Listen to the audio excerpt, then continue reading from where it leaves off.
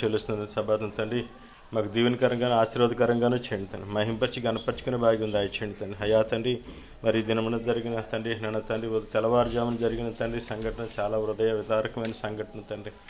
నా 3 కుటుంబాల్లో తండ్రి నన్న తండ్రి ఎంతో విషాదంతో నింపబడి ఉన్నారు తండ్రి. వారి కుటుంబాలు మీరు ఆదరించండి అయ్యా. మీ కృపాస్తున్న వారికి తోడుగుంచి మనం అడుగుచున్నాం తండ్రి. అయ్యా మీ స్తోత్రము తండ్రి మహోన్నతరా మీ స్తోత్రము తండ్రి, సర్వోన్నతమైన తండ్రి మీ స్తోత్రము తండ్రి, సర్వాధికారి స్తోత్రము తండ్రి. అదేవిధంగా తండ్రి మరి సహోదరులు దర్శించండి, కృపలు భద్రపరచండి తండ్రి. ఆయా ప్రాంతంలో ఉన్న సహోదరులు మీరు దర్శించి నడిపించండి తండ్రి. మహింపరిచి గణపరిచి వరించినట్లుగా సహాయించండి. కోటపాడులో ఉన్న సహోదరులు మీరు దర్శించండి తండ్రి. మరి నేను తండ్రి మరి తండ్రి నేను తనకి భార్య యశ్మిని బట్టి ప్రార్థన చేసిన తండ్రి. వీటికి సుఖమైన ప్రస్తుతం దాయిచ్చేమని కృపలు భద్రపరచమని అడుగుతున్నాం తండ్రి. సహాయం చేయండి తండ్రి. ఉన్న తండ్రి అదేవిధంగా తండ్రి అనకాపల్లిలోను తండ్రి, చోడవరంలోను తండ్రి, తండ్రి విశాఖపట్నంలోను, నర్సీపట్నంలోను తండ్రి ఆయా ప్రాంతాల్లో ఉన్న సహోదరులందరూ మీరు దర్శించండి, నడిపించండి, కృపలు భద్రపరిచి నడిపించమని అడుగుతున్నావు తండ్రి.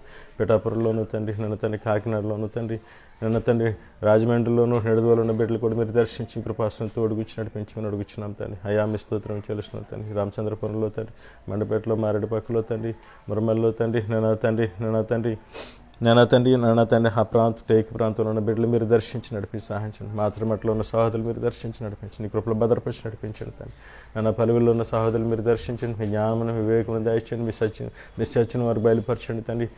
చీకటి నుంచి విడుదల దయచండి, వెలుగులో నడిపించండి, మీకు ఇష్టలుగా జీవించిన కృపాసనం తోడుగుచ్చి నడుచున్నావు తండ్రి. అదేవిధంగా తండ్రి మరి బద్దిపరిలోను తండ్రి, రాళ్ళలోను రావులపల్లిలోను తండ్రి కొమరజలంకలోను తండ్రి గోపాలపురం సిద్ధాంతంలో ఉన్న బిడ్డలు మీరు దర్శించి నడిపి సహాయం చేయండి తండ్రి. తణుకులో వేలుపూరులో తండ్రి పెనుగొండలోనూ ఉన్న బిడ్డలు మీరు దర్శించి నడిపి సహాయం చేయండి తండ్రి. బండాడ తండ్రి, భీమవరం, చెరుకుమిల్లి, చేరవేగూడెంలో బిడ్డలు మీరు దర్శించి నడిపించండి తండ్రి. మంచిల్లోను తండ్రి, పాలకూరులోను తండ్రి, అగత్పాలెంలో బిడ్డలు మీరు దర్శించి నడిపించమని అడుగుతున్నాం తండ్రి. సహాయం చేయండి తండ్రి. తాడపిల్లిగూడెంలోను తండ్రి, విజయవాడలోను, జగ్గపేటలోను బిడ్డలు మీరు దర్శించి నడిపించండి. హైదరాబాద్లోను తండ్రి, కలకత్తాలోను తండ్రి, చెన్నైలోను తండ్రి మైసూరులోను, బెంగళూరులోను తండ్రి, పూణేలోని బిడ్డలు మీరు దర్శించి నడిపి సహాయించండి. కృపాసం వారికి తోడుగా సహాయించండి తండ్రి. మరి అది ఇతర దేశాల్లో ఉన్న సహోదరులు బట్టి ప్రార్థన చేసిన తండ్రి, వారిని మీరు దర్శించండి తండ్రి. నైజీరియాలోను తండ్రి, సౌదీలోను, దుబాయ్లోను, కువైట్లోను, ఖత్తర్లోను తండ్రి నన్ను ఉన్న సహోదరులు మీరు దర్శించి నడిపి సహాయించమని అడుగుతున్నాం తండ్రి. విధంగా సబాతులు మమ్మల్ని తోడుకుంటారు, మీ స్తోత్రం చెల్లిస్తాం తండ్రి. సబాతులు మనం మహింపచ్చి గణపరుచుకుని భాగ్యం మాకు దయచేస్తారు, మీ స్తోత్రం చెల్లిస్తున్నాం తండ్రి. తండ్రి ఈ వాక్యం వినిచిన ప్రతి ఒక్క సహోదరులు మీరు దర్శించి నడిపించమని అడుగుతున్నాం తండ్రి. తండ్రి మీరు మాకు చక్కటి అవకాశం ఇచ్చారు తండ్రి. తండ్రి అవును తండ్రి, రాబో దినాల్లో తండ్రి ఈ యొక్క తండ్రి వాక్య ఆహారం వినిపించబడదు అని సెలవిస్తున్నారు తండ్రి. మీ వాక్యంలో ప్రవచించారు, మీ స్తోత్రం తండ్రి. అవును తండ్రి, సత్యమైన వాక్యం వినడానికి కూడా అవకాశం లేని పరిస్థితులు తండ్రి ఏర్పాటుపడుచున్నాయి తండ్రి. తండ్రి మరి ఈ యొక్క సమయంలో తండ్రి మా హృదయాలను, మా యొక్క ఆలోచనలు, మా తలంపులను, మా గురులను తండ్రి స్థిరపరచుకుని మీ వాక్యం వైపు మీ యొక్క ప్రజలతో కలిసి జీవించే విధానమును మాకు దయచేయమని అడుగుచున్నాను తండ్రి. వాక్యం అర్థం చేసుకోవాలని తండ్రి అనేక మంది ఇంకా తండ్రి లోక సంబంధమైన ఆచారాలను ఆచరించాలని, లోక సంబంధమైన విధానాలను అనుసరించాలని ఆచరిస్తుండగా తండ్రి వాక్య సంబంధమైన విధానంలోనికి మమ్మల్ని నడిపించినందుకు స్తోత్రం తండ్రి. ఈ వాక్యం ఎంతమంది వినిచున్నారు తండ్రి, వారందరినీ మీరు దర్శించి నడిపించండి, మీ వెలుగులో నడిపించండి, మీ కృపలో భద్రపరచమని అడుగుతున్నాము తండ్రి. సహాయం చేయండి తండ్రి. తండ్రి ఈ చివరి దినాల్లో తండ్రి మేము వాక్యం కొరకు నిలిచి నడిచే యొక్క గొప్ప సమూహంలో మమ్మల్ని ఒక్కటిగా చేసి నడిపించండి తండ్రి. మరి చివరి దినాల్లో తండ్రి గొప్ప సమూహము తండ్రి లెక్కకు మించినంత విస్తారమైన జల సమూహమును తండ్రి మీరు సమకూర్చబోతున్నారు తండ్రి. ప్రపంచ మూలల నుంచి మీరు తీసుకురాబోతున్నారు తండ్రి. ఆ గొప్ప సమూహం తండ్రి ఇదే తండ్రి మీరు మాకు మీ వాక్యంలో మాకు చూపిస్తున్నారు, మీ స్తోత్రం చెల్లిస్తున్నాం తండ్రి. తండ్రి ఆ వాక్యంలో మేము ఉంచబడినట్లు, ఆ వాక్యంలో మేము నడిపించబడినట్లు, ఆ వాక్యం ద్వారా తండ్రి చివరి దినంలో జరగబోయే ప్రవచన నెరవేర్పుని మేము చూడగలిగినట్లు మమ్మల్ని సిద్ధపాటు చేయమని అడుగుతున్నాము తండ్రి. అటు మనసును, అటు ఆలోచన, అటు విధానం మాకు దయచేయండి తండ్రి. అయా తండ్రి మరి అదేవిధంగా తండ్రి మా సహోదరులు సుందరం గారి గురించి ప్రార్థన చేస్తున్నాను తండ్రి. మరి మెడకు తండ్రి, మెడ దగ్గర నరములు తండ్రి మరి ఎంతో తండ్రి వాసిపోయి తండ్రి ఎంతో బాధపడుచుండగా తండ్రి మరి ఏమైనది మాకు తెలియదు కానీ తండ్రి అయ్యా నజరేయుడైన మెస్సీయ వారి రక్తం ద్వారా కడిగి శుద్ధి చేసి ముట్టి స్వస్థపరచమని అడుగుతున్నాం తండ్రి. స్తోత్రం తండ్రి. ముట్టండి, స్వస్థపరచమని అడుగుతున్నాం. అదేవిధంగా మా సహోదరులు తన అబ్రహాం గారు తండ్రి మరి అప్పుల బాధలో బాధపడుచుండగా తండ్రి అప్పుల నుంచి విడిపించండి తండ్రి. మరి తన స్థలమును అమ్మి తండ్రి వాటిని తీర్చివేయాలని ఆశపడుచుండగా మార్గం కూడా చూపించి నడిపించమని అడుగుతున్నాం తండ్రి. ఇంకా నువ్వు బలహీనుడిగా ఉన్న బిడ్డల కోసం ప్రార్థన చేసినావు తండ్రి. మీరు బలపరచమని, శక్తిని బలమును దయచేయమని అడుగుతున్నాం తండ్రి. ఆదరణ కోసం ఎదురు చూస్తున్న బిడ్డల విషయం ప్రార్థన, వారికి ఆదరణ దయచేయమని అడుగుతున్నాం తండ్రి.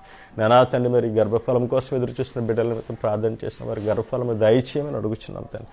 నానా జాబుల నిమిత్తం ఎదురు చూస్తున్న బిడ్డల నిమిత్తం ప్రార్థన చేసిన వారికి జాబులు దయచేయమని అడుగుతున్నాం తండ్రి. నానా వివాహం నిమిత్తం తండ్రి ఎదురు చూస్తున్న బిడ్డల విషయంలో వారికి సరి అయిన సాటి అయిన తండ్రి వారికి సహాయమును దయచేయమని అడుగుతున్నాం తండ్రి. మా సహోదరులు జోసెఫ్ జాన్ గారు తండ్రి, కెహిలత్ బెత్లెహేమ్ మినిస్ట్రీస్ ఫౌండర్ గారు తండ్రి, మరి సన్నీ గారిని వారి ఇరువురిని మీరు దర్శించండి తండ్రి, సహాయించండి తండ్రి. నానా తండ్రి వారికి తండ్రి బలహీనతతో తన ఆరోగ్యంతో బాధపరచని ముట్టి స్వస్థపరచమైన శక్తిని బలమును దయచేయమని అడుగుతున్నాం తండ్రి. స్తోత్రం తండ్రి.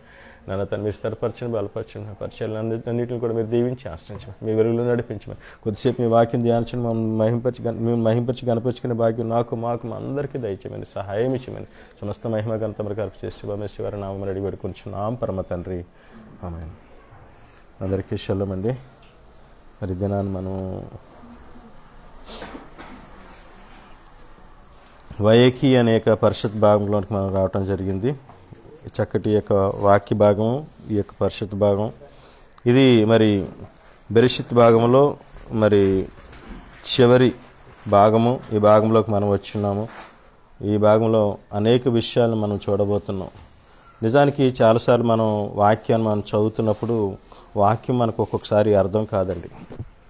మత్తయి సువార్త 13:3 మనం చదివినప్పుడు మనకి కొన్ని విషయాలు మనకు కనబడుతుంటాయి. అక్కడ ఒక మాట అంటాడు, యెషువా మెస్సీ గారు మాట్లాడుతూ ఆయన ఒక మాట చెప్తారు. ఏమిటి అని అడిగితే ఏం జరిగిందంటే ఏం జరిగిందంటండి, మత్తయి సువార్త 13:3 చూసినప్పుడు ఆయన వారిని చూచి చాలా సంగతులను ఉపమాన రీతిగా చెప్పాను. ఎట్లనగా ఇదిగో విత్తువాడు విత్తుటకు బయలు వెళ్ళెను. తండ్రికి స్తోత్రం. హల్లెలూయా, హల్లెలూయా, హల్లెలూయా, హల్లెలూయా.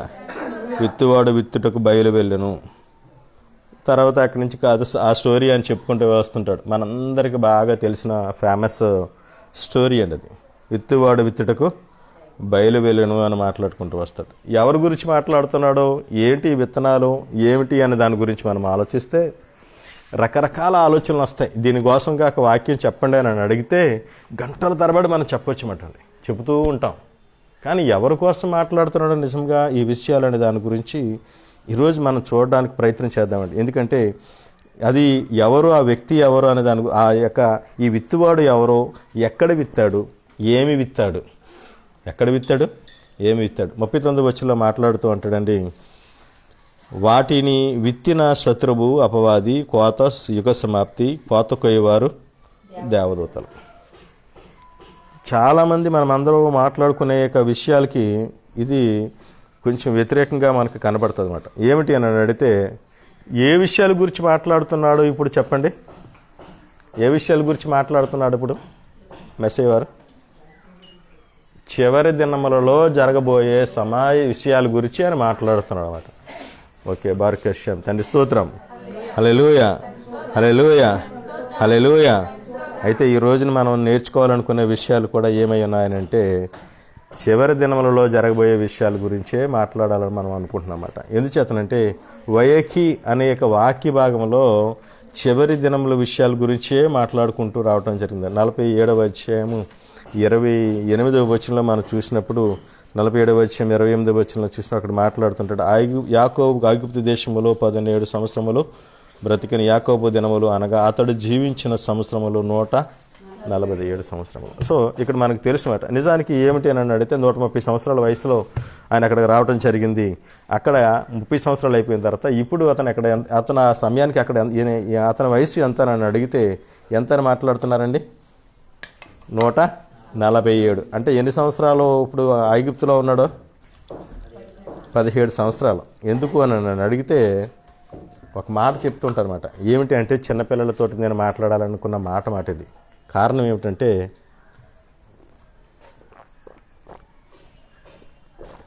ప్రతి చిన్నపిల్లడు ఏదో రోజు రేపు పొద్దున్న పెద్దోడు అవుతాడనమాట. ఇప్పుడు నువ్వు ఎలా ఉండగలుగుతావో, ఇప్పుడు నువ్వేమై ఉంటావు అని అనేది రేపు నీ భవిష్యత్తును తెలియజేస్తుందన్నమాట. ఎందుచేతనని అడిగితే మొదటి తిమోతి రాసిన పత్రిక 5వ అధ్యాయం 4వ వచనంలో మాట్లాడుతూ అంటాడండి, మీలో మీ మధ్యన ఎవరైనా కానీ బెదవరాండ్రు లేదంటే ఈ యొక్క ఆదరణ లేని వాళ్ళు ఉన్నప్పుడు మీరు వాళ్ళని ఏమి చేయాలని అంటే వాళ్ళ పట్ల మీరు ఏ విధంగా ఉండాలన్న దాని గురించి మొదటి తిమోతి రాసిన పత్రిక 5వ అధ్యాయం 4వ వచనంలో అపోస్తలుడైన పౌలు చెప్తున్నమాట. అయితే ఏ విధవరాలకైనాను పిల్లలు కానీ మనుమలు కానీ ఉండిన ఎడల వీరు మొదట తమ ఇంటి వారి ఎడల భక్తి కనబరుచుటకును తమ తల్లిదండ్రులకు ప్రత్యుపకారం చేయుటకును నేర్చుకొనవలను. ఇది తండ్రి దృష్టికి అనుకూలమై ఉన్నది. తండ్రి స్తోత్రం. నిజానికి ఏమని మాట్లాడుతున్నాడంటే learn first to show pity towards their own family and to repay their parents. This is acceptable in sight of the God. ఇక్కడ ఏమని మాట్లాడుతున్నాడంటే టు రీపే దేర్ పేరెంట్స్ అంటే తిరిగి వారి యొక్క తల్లిదండ్రులను ఏం చేయాలి వాళ్ళని అడిగితే రీపే అంటే ముందు తల్లిదండ్రులు పిల్లల్ని చూస్తారన్నమాట అండి. చూసిన తర్వాత మళ్ళీ ఏం చేయాలి, పిల్లలు తిరిగి మళ్ళీ తల్లిదండ్రులు చూసేవారి కింద మార్చబడాలి. అది కృతజ్ఞత అంటే. తల్లిదండ్రులు ఏమై ఉండాలి, చిన్నప్పుడు మనం తల్లిదండ్రులు చూశారు, మనం పెద్ద అయిన తర్వాత మనమేం చేయాలి, వాళ్ళని మనం చూడాలి. ఇక్కడ ఏం జరిగిందని అడిగితే నిజానికి యాకోబు దగ్గర యోసేపు మరి తండ్రి స్తోత్రం, హల్లెలూయా హల్లెలూయా హల్లెలూయా హల్లెలూయా హల్లెలూయా హల్లెలూయా. యాకోబు దగ్గర యోసేపు చిన్నప్పుడు బ్రతికిన సంవత్సరాలు ఎన్నో అంటే 17 సంవత్సరాల పాటు యాకోబు దగ్గర యోసేపు మరి ఉన్నాడు అన్నమాట. యోసేపు ఆయన దగ్గర ఉండి అనేక విషయాలు నేర్చుకుని మరి ఎంతో అనేక విషయాలతోటి మళ్ళీ బయటికి వచ్చినట్టుగా మనం చూస్తామన్నమాట. ఇప్పుడు 130 సంవత్సరంలో మళ్ళా యాకోబు ఏమయ్యాడంటే తిరిగి తన కుమారుడైన యోసేపు దగ్గరికి చేర్చబడ్డాడు. యోసేపు దగ్గర చేర్చబడిన తర్వాత యోసేపు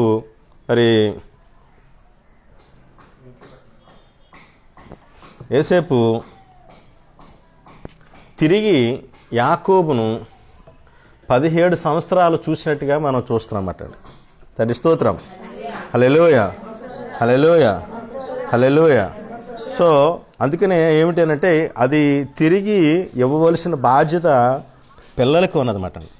పిల్లలైన వాళ్ళు ఏమై ఉండాలంటే చాలా జాగ్రత్తగా తల్లిదండ్రులు పిల్లల్ని ఏ విధంగా అయితే ఎంత ప్రేమతోనూ భయంతోనూ భక్తితోనూ ప్రేమిస్తూ మరి వారిని ఆదరిస్తూ ఉంటారో ఆ విధంగా మనము కూడా ఏమై ఉండాలంటే తిరిగి మళ్ళీ అదే విధంగా మనం ప్రేమించేవారిగా మనం ఉండాలండి. తండ్రి స్తోత్రం, హల్లెలూయా హల్లెలూయా హల్లెలూయా హల్లెలూయా హల్లెలూయా హల్లెలూయా హల్లెలూయా. మరి ఈ యొక్క కిందకి వెళ్ళిన వరకు ఈ యొక్క వయేకి అనే మాటకు నిజానికి అర్థం ఏమిటి అని అడిగితే ఆయన జీవించి ఉన్నాడు అని అర్థం మాట. ఎవరు జీవించి ఉన్నారు అని అడిగితే నిజానికి అక్కడ మాట్లాడుతున్నది ఇంకా నా కుమారుడు ఇంకను జీవించి ఉన్నాడు. 47వ అధ్యాయం 28వ వచనంలో ఉంటాడు. యాకోబు అబ్దిదేశం 17 సంవత్సరంలో బ్రతికాను అంటే హీ లివ్డ్ అంటే ఇంకను బ్రతికి ఉన్నాడు అనగా అతడు జీవించిన అతను అక్కడ జీవించి ఉండడాన్ని బట్టి అతనికి గురించి అక్కడ రాయబడి ఉన్నదన్నమాట. కిందకు వచ్చిన వరకు మరి ఈ యొక్క పరిషత్ భాగంలో మనం చూస్తున్నప్పుడు ఈ పరిషత్ భాగంలో మనకి అనేక విషయాలు మనకు తెలుస్తూ ఉంటాయి. ఏమిటి ఆ విషయాలు అని అడిగితే ఏ విధంగా మరి ఈ దినాల్లో మనము ఏ విధంగా ప్రవచన సంబంధమైన యొక్క వాక్యములో మనము చేర్చబడతామనే దాని గురించి ఈ యొక్క వాక్య భావంలో మనం చూస్తామట. 29వ వచనంలో మాట్లాడుతుంటాడు, ఇశ్రాయేలు చావలసిన దినం సమీపించినప్పుడు అతడు తన కుమారుడైన యోసేపుని పిలిపించి నా ఎడల నీకు కటాక్షం అన్న ఎడల దయచేసి నీ చెయ్యి నా తొడ క్రింద ఉంచి నా ఎడల దయను నమ్మకమును కనబరచుము, ఎట్లా అనగా నన్ను ఐగుప్తులో పాతి పెట్టకము.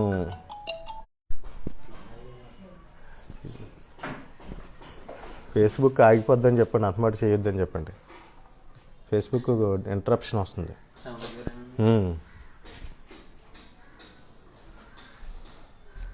తండ్రి స్తోత్రం, హల్లెలూయా హల్లెలూయా హల్లెలూయా హల్లెలూయా హల్లెలూయా హల్లెలూయా హల్లెలూయా హల్లెలూయా ఇక్కడ చెప్తున్న మాట చూసినప్పుడు మీకు ఇక్కడ ఒక చిన్న విషయం మీతో చెప్పాలని ఆశపడతానమాట. ఏమిటి అని అడిగితే ఇక్కడ చెప్తున్న మాట ఏంటంటే, అతడు సమీపించిన నీకు కటాక్షమైన నీ చెయ్యి నా తొడ క్రింద ఉంచి నా ఎడల దయను నమ్మకును కనబరచము అని మాట్లాడుతున్నాడు అనమాట. ఎందుకు ఈ విషయాన్ని చెప్తున్నాడు అని అడిగితే, అక్కడ ఏం జరిగింది అని అడిగితే, నిజానికి ఈ యొక్క మా యొక్క ఇశ్రాయేలు యొక్క విధానంలో చూసినప్పుడు ఆ యాకోబు గారికి తన యొక్క జీవితంలో 3 సార్లు 3 విధములైన నిబంధనలు చేసుకోవడం జరిగిందన్నమాట. మరి మొదటి నిబంధన ఏమిటి అని అడిగితే, మరి మనం చూసినప్పుడు ఈ నిబంధన చూసినప్పుడు మనకు తెలుస్తుంది. 24:2 చూసినప్పుడు మనకి ఆదికాండం 24:2 చూసినప్పుడు తీయవసరం లేదు. అది ఏమిటి అని అడిగితే ఇస్సాకు కొరకైన నిబంధన చేసినట్టుగా చూస్తామట. అప్పుడు కూడా అక్కడ ఏం జరుగుతుందంటే, నీ చెయ్యి నా తోడ క్రింద పెట్టుము అంటాడు. ఎవరితోటి? ఎలియాజరుతోటి మాట్లాడుతూ ఉంటాడు అనమాట. అక్కడ మరి వాగ్దానం చేసినట్టుగా మనం చూస్తామట. మరి అదేవిధంగా మరి చూసినప్పుడు ఇక ఇంకొకసారి కూడా మరి ఇప్పుడు కూడా ఏం చేస్తున్నాడంటే, మరి అతనితో వాగ్దానం చేయించుకోవడం కోసం ఇక్కడ కూడా మరి సమీపించినప్పుడు తన కుమారుడు యేసేపించిన ఎడలని కటాక్షం దయచేసి నీ చెయ్యి నా తొడ క్రింద ఉంచి నా ఎడల దయను నమ్మకమును కనబరచుము అని మాట్లాడుకుంటూ వస్తారనమాట. సో ఇది కూడా ఇక్కడ కూడా అది ఏం జరుగుతున్నది అని అడిగితే, ఆ యొక్క ఇక్కడ కూడా మరి అదే సేమ్ యొక్క ప్రమాణం చేస్తున్నట్టుగా మనం చూస్తామటండి. సో అంటే ఏమిటి అని అడిగితే, ఈ యొక్క ఇశ్రాయేలీయుల యొక్క విధానంలో చూసినప్పుడు తండ్రి యొక్క ప్రణాళికను జరిపించడానికి వాళ్ళు వెళుతున్న విధానంలో చూసినప్పుడు అంటే ఈ తొడ కింద చేసే ప్రమాణం అనేది చాలా ఇంపార్టెంట్ యొక్క ప్రాముఖ్యమైన యొక్క ప్రమాణంగా ఇక్కడ మనం చూస్తామటండి. ఇంకా చూసినప్పుడు మరి ఎందుకు అతనితోటి మరి ఎందుకు ప్రమాణం చేయించుకుంటున్నాడు అని అడిగితే 29వ వచనంలో మనం చూసినప్పుడు అక్కడ మాట్లాడుతూ చెప్తున్నాడు అనమాట. ఏమిటి అని అనగా, నన్ను ఐగుప్తులో పాతి పెట్టకము. ఏమిటి విషయం అండి? నన్ను ఐగుప్తులో పాతి పెట్టకము. సో ఇది చాలా ఇంపార్టెంట్ మాట అండి. మనము మన పిల్లలకి ఒక మెసేజ్ ఇవ్వాలని కోరుకున్నప్పుడు ఆ మెసేజ్ మనం ఎలా ఇవ్వచ్చు అని అడిగితే, మన క్రియల ద్వారానే వారికి ఒక వర్తమానాన్ని ఇవ్వచ్చు అనమాట. మన యొక్క పనుల ద్వారా మనం చేసే యొక్క అనుసరించే విధానాలే మన పిల్లలకి ఏమవుతుందంటే వర్తమానం తెలియజేస్తామట. ఎందుచేత ఇది ఇశ్రాయేలు ప్రజలందరికీ కూడా ఒక వర్తమానం మాట అండి. ఏమిటి అని అడిగితే, నన్ను ఐగుప్తులో పాతి పెట్టకం. ఎందుకు ఐగుప్తులో పెట్టకూడదు అంటే, ఐగుప్తులో ఎటువంటి యొక్క హోప్ నిరీక్షణ లేదు. తండ్రి స్తోత్రం. హల్లెలూయా, హల్లెలూయా. రెండవది ఏంటంటే, ఐగుప్తుకి మనకి ఎటువంటి సంబంధము లేదు. ఐగుప్తుకి నాకు ఎటువంటి సంబంధం లేదు. ఇక్కడ రావాల్సి వచ్చాం కానీ నేను మాత్రం ఇక్కడ పాతి పెట్టబడకూడదు. ఇంకా క్లియర్గా చెప్పాలంటే వాళ్ళకి మరొక గుర్తు ఏమిస్తున్నాడంటే, మీరు కూడా ఇక్కడ పాతి పెట్టబడకూడదు. అంటే మీరు ఎక్కడ ఉండవలసిన వాళ్ళు కాదు. మీరేమవ్వాలంటే ఏదో రోజు మీరు ఎక్కడి నుంచి బయలుదేరి వెళ్ళిపోవాలి తప్ప ఇది మీది కాదు అని చెప్పడానికి, తాను నమ్మిన విశ్వాసాన్ని, తాను ప్రకటించిన సువార్తను ఏదైతే ఉన్నదో దానిని తెలియజేయడానికి దయచేసి నన్ను ఇక్కడ బతిపెట్టదు.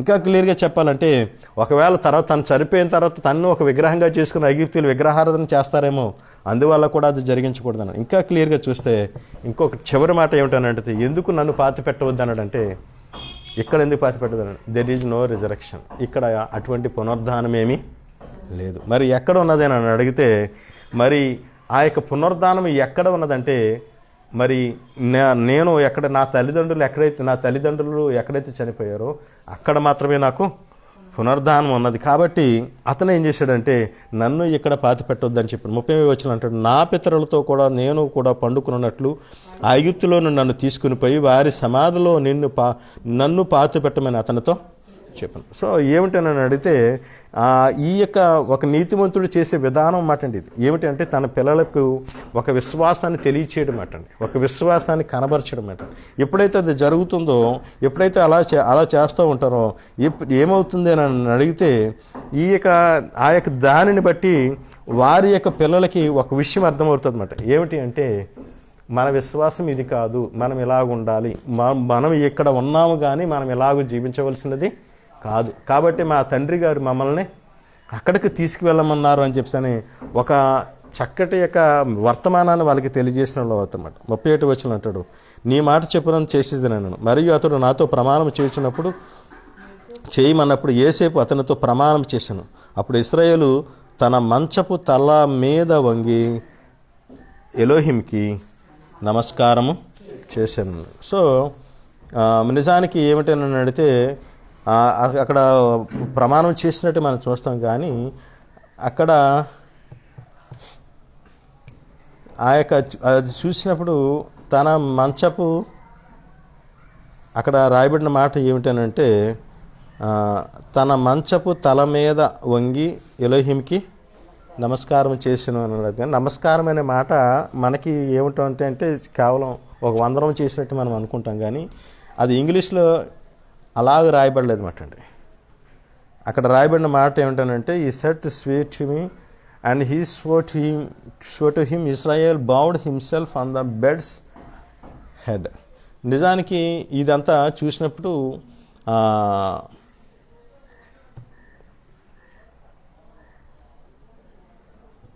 ఈ యొక్క ప్రమాణాన్ని నెరవేర్చుకోవడం కోసం యోసేపు మరి తర్వాత ఆయన ఏదైతే తెలియజేశాడో అదే జరిగించడానికి అతను బయలుదేరి ఆ తర్వాత అతను జరిగించవలసిన దాన్ని జరిగించడానికి బయలుదేరి వెళ్ళాడు. నిజానికి అక్కడ ఏమైనా ఉన్నదంటే బెడ్ అనే పదం రాయబడింది మనకి ఇక్కడ తెలుగులోని, కానీ ఒరిజినల్గా ఈ బెడ్ అనే పదం అంటే మనకి తెలుగు త్వరలోని మనం తెలుగు ఇంగ్లీష్లో చూసినప్పుడు ఈ మాట బెడ్ అని కింద అది చెప్పబడుతుంది తప్ప మంచం అని రాయబడింది, కానీ మంచము కాదు కానివ్వండి, అది స్టాఫ్, తన యొక్క చేతి కర్ర అని చెప్పబడింది మాట అండి. మరి ఆ చేతి కర్ర మీద మరి వంగి మరి తండ్రిని మరి ఆరాధించాను లేదంటే పూజించాను అని చెప్పి కూడా ఆ మాట రాయబడింది అన్నమాట. ఆ యొక్క మరి ఎందుకు అలా రాయబడింది అని అడిగితే బెడ్ లేదంటే మంచము లేదంటే చేతికర్ర అనే పదానికి రెండిట్లకి కూడా ఒకటే పదం మితా అంటే మరి బెడ్ అని అనొచ్చు లేదంటే ఆ చేతికర్ర అని కూడా పిలవచ్చు అన్నమాట. మితా అంటే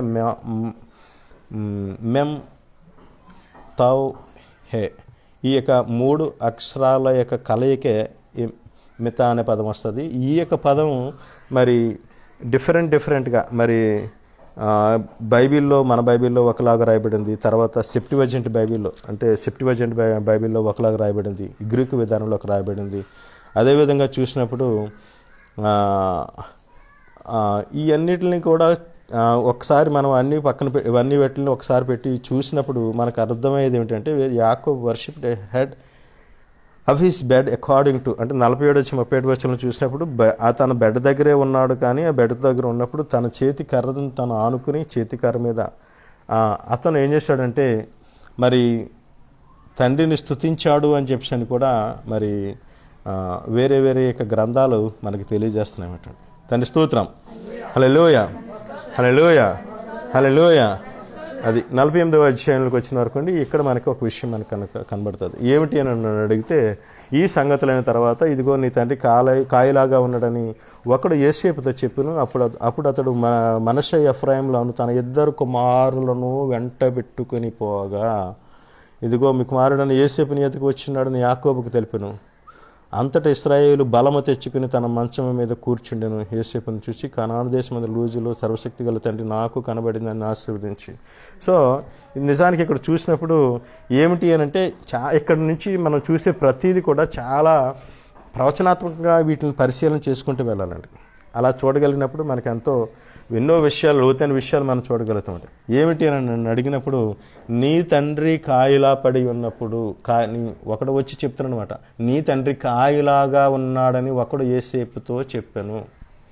నీ తండ్రి కాయలాగా ఉన్నాడు అని అంటే మాటకు అర్థం ఏంటంటే నీ తండ్రి అంటే ఇశ్రాయేలు ఏమై ఉన్నాడు అంటే కాయలాగా పడి ఉన్నాడు. కాయలాగా అనే మాటకు అర్థం ఏమిటంటే చాలా బాధల్లో ఉన్నాడు, సమస్యల్లో ఉన్నాడు, మరణశయ్య మీద ఉన్నాడు, చావడానికి సిద్ధంగా ఉన్నాడు అని చెప్పమాట. సో ఇశ్రాయేలుకి శ్రమలు లేదంటే బాధలు ఇబ్బందులు మరణశయ్య మీద ఉన్నప్పుడు యోసేపు ఏం చేశాడంటే తన 2 కుమారులను తీసుకుని ఏం చేశాడనంటే ఇతను ఇశ్రాయేలును దర్శించడానికి బయలువెళ్ళాడు. ఇది పిక్చర్ మాట అండి. ఇదే గ్రేట్ పిక్చర్ మాట అండి. ఈ పిక్చరు ఇప్పుడు జరుగుతున్న యొక్క పిక్చర్ మాట అండి. ఇది ఇప్పుడు జరుగుతున్న యొక్క పరిస్థితి ఏమిటి అని అడిగితే, ఇశ్రాయేలు శ్రమల్లో ఉన్నప్పుడు యోసేపు అంటే మెస్సయ్య, తన ఇద్దరు కుమారులు అంటే తనను పిల్లలుగా పిలుస్తున్న యొక్క పిల్లలు మనష్షే ఎఫ్రాయిములు ఎవరికి పుట్టిన వాళ్ళంటే యూదులు కాదు, యోదా తల్లికి పుట్టినవారు కాదు.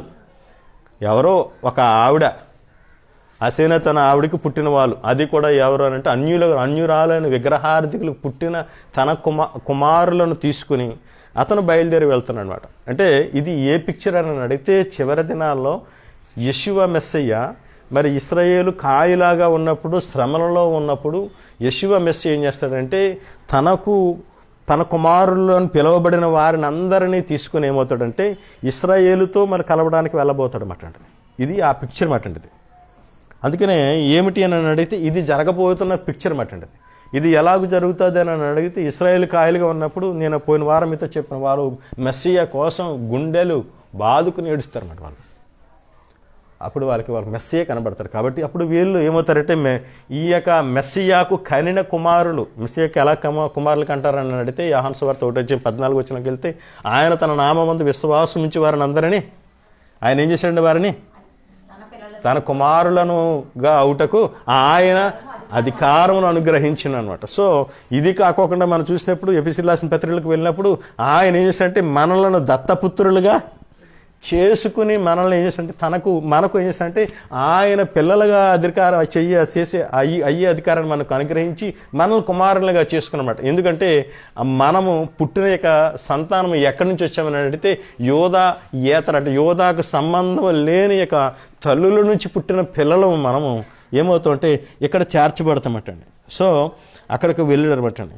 సో ఎప్పుడైతే అక్కడికి వెళ్ళడం జరిగిందో ఇది జరగబోయేది అన్నమాట. అందుకనే చివరి దినాల్లో ఇది ఏమిటి అని అడిగితే, చివరి దినాల్లో మెస్సియానిక్ యుగము యొక్క చివరి యొక్క దినాల్లో ఏమవుతుందంటే ఇశ్రాయేలుకు శ్రమ రాబోతుంది. ఆ సమయంలో ఏమవుతుందంటే మనమందరం ఏమవుతుందంటే వారితో చేర్చబడే సమయంలో జరగబోయే పిక్చర్ గురించి ఇక్కడ చెప్తున్నాడు అన్నమాట. ఆ తర్వాత సంఘటనలు మనం చూసినప్పుడు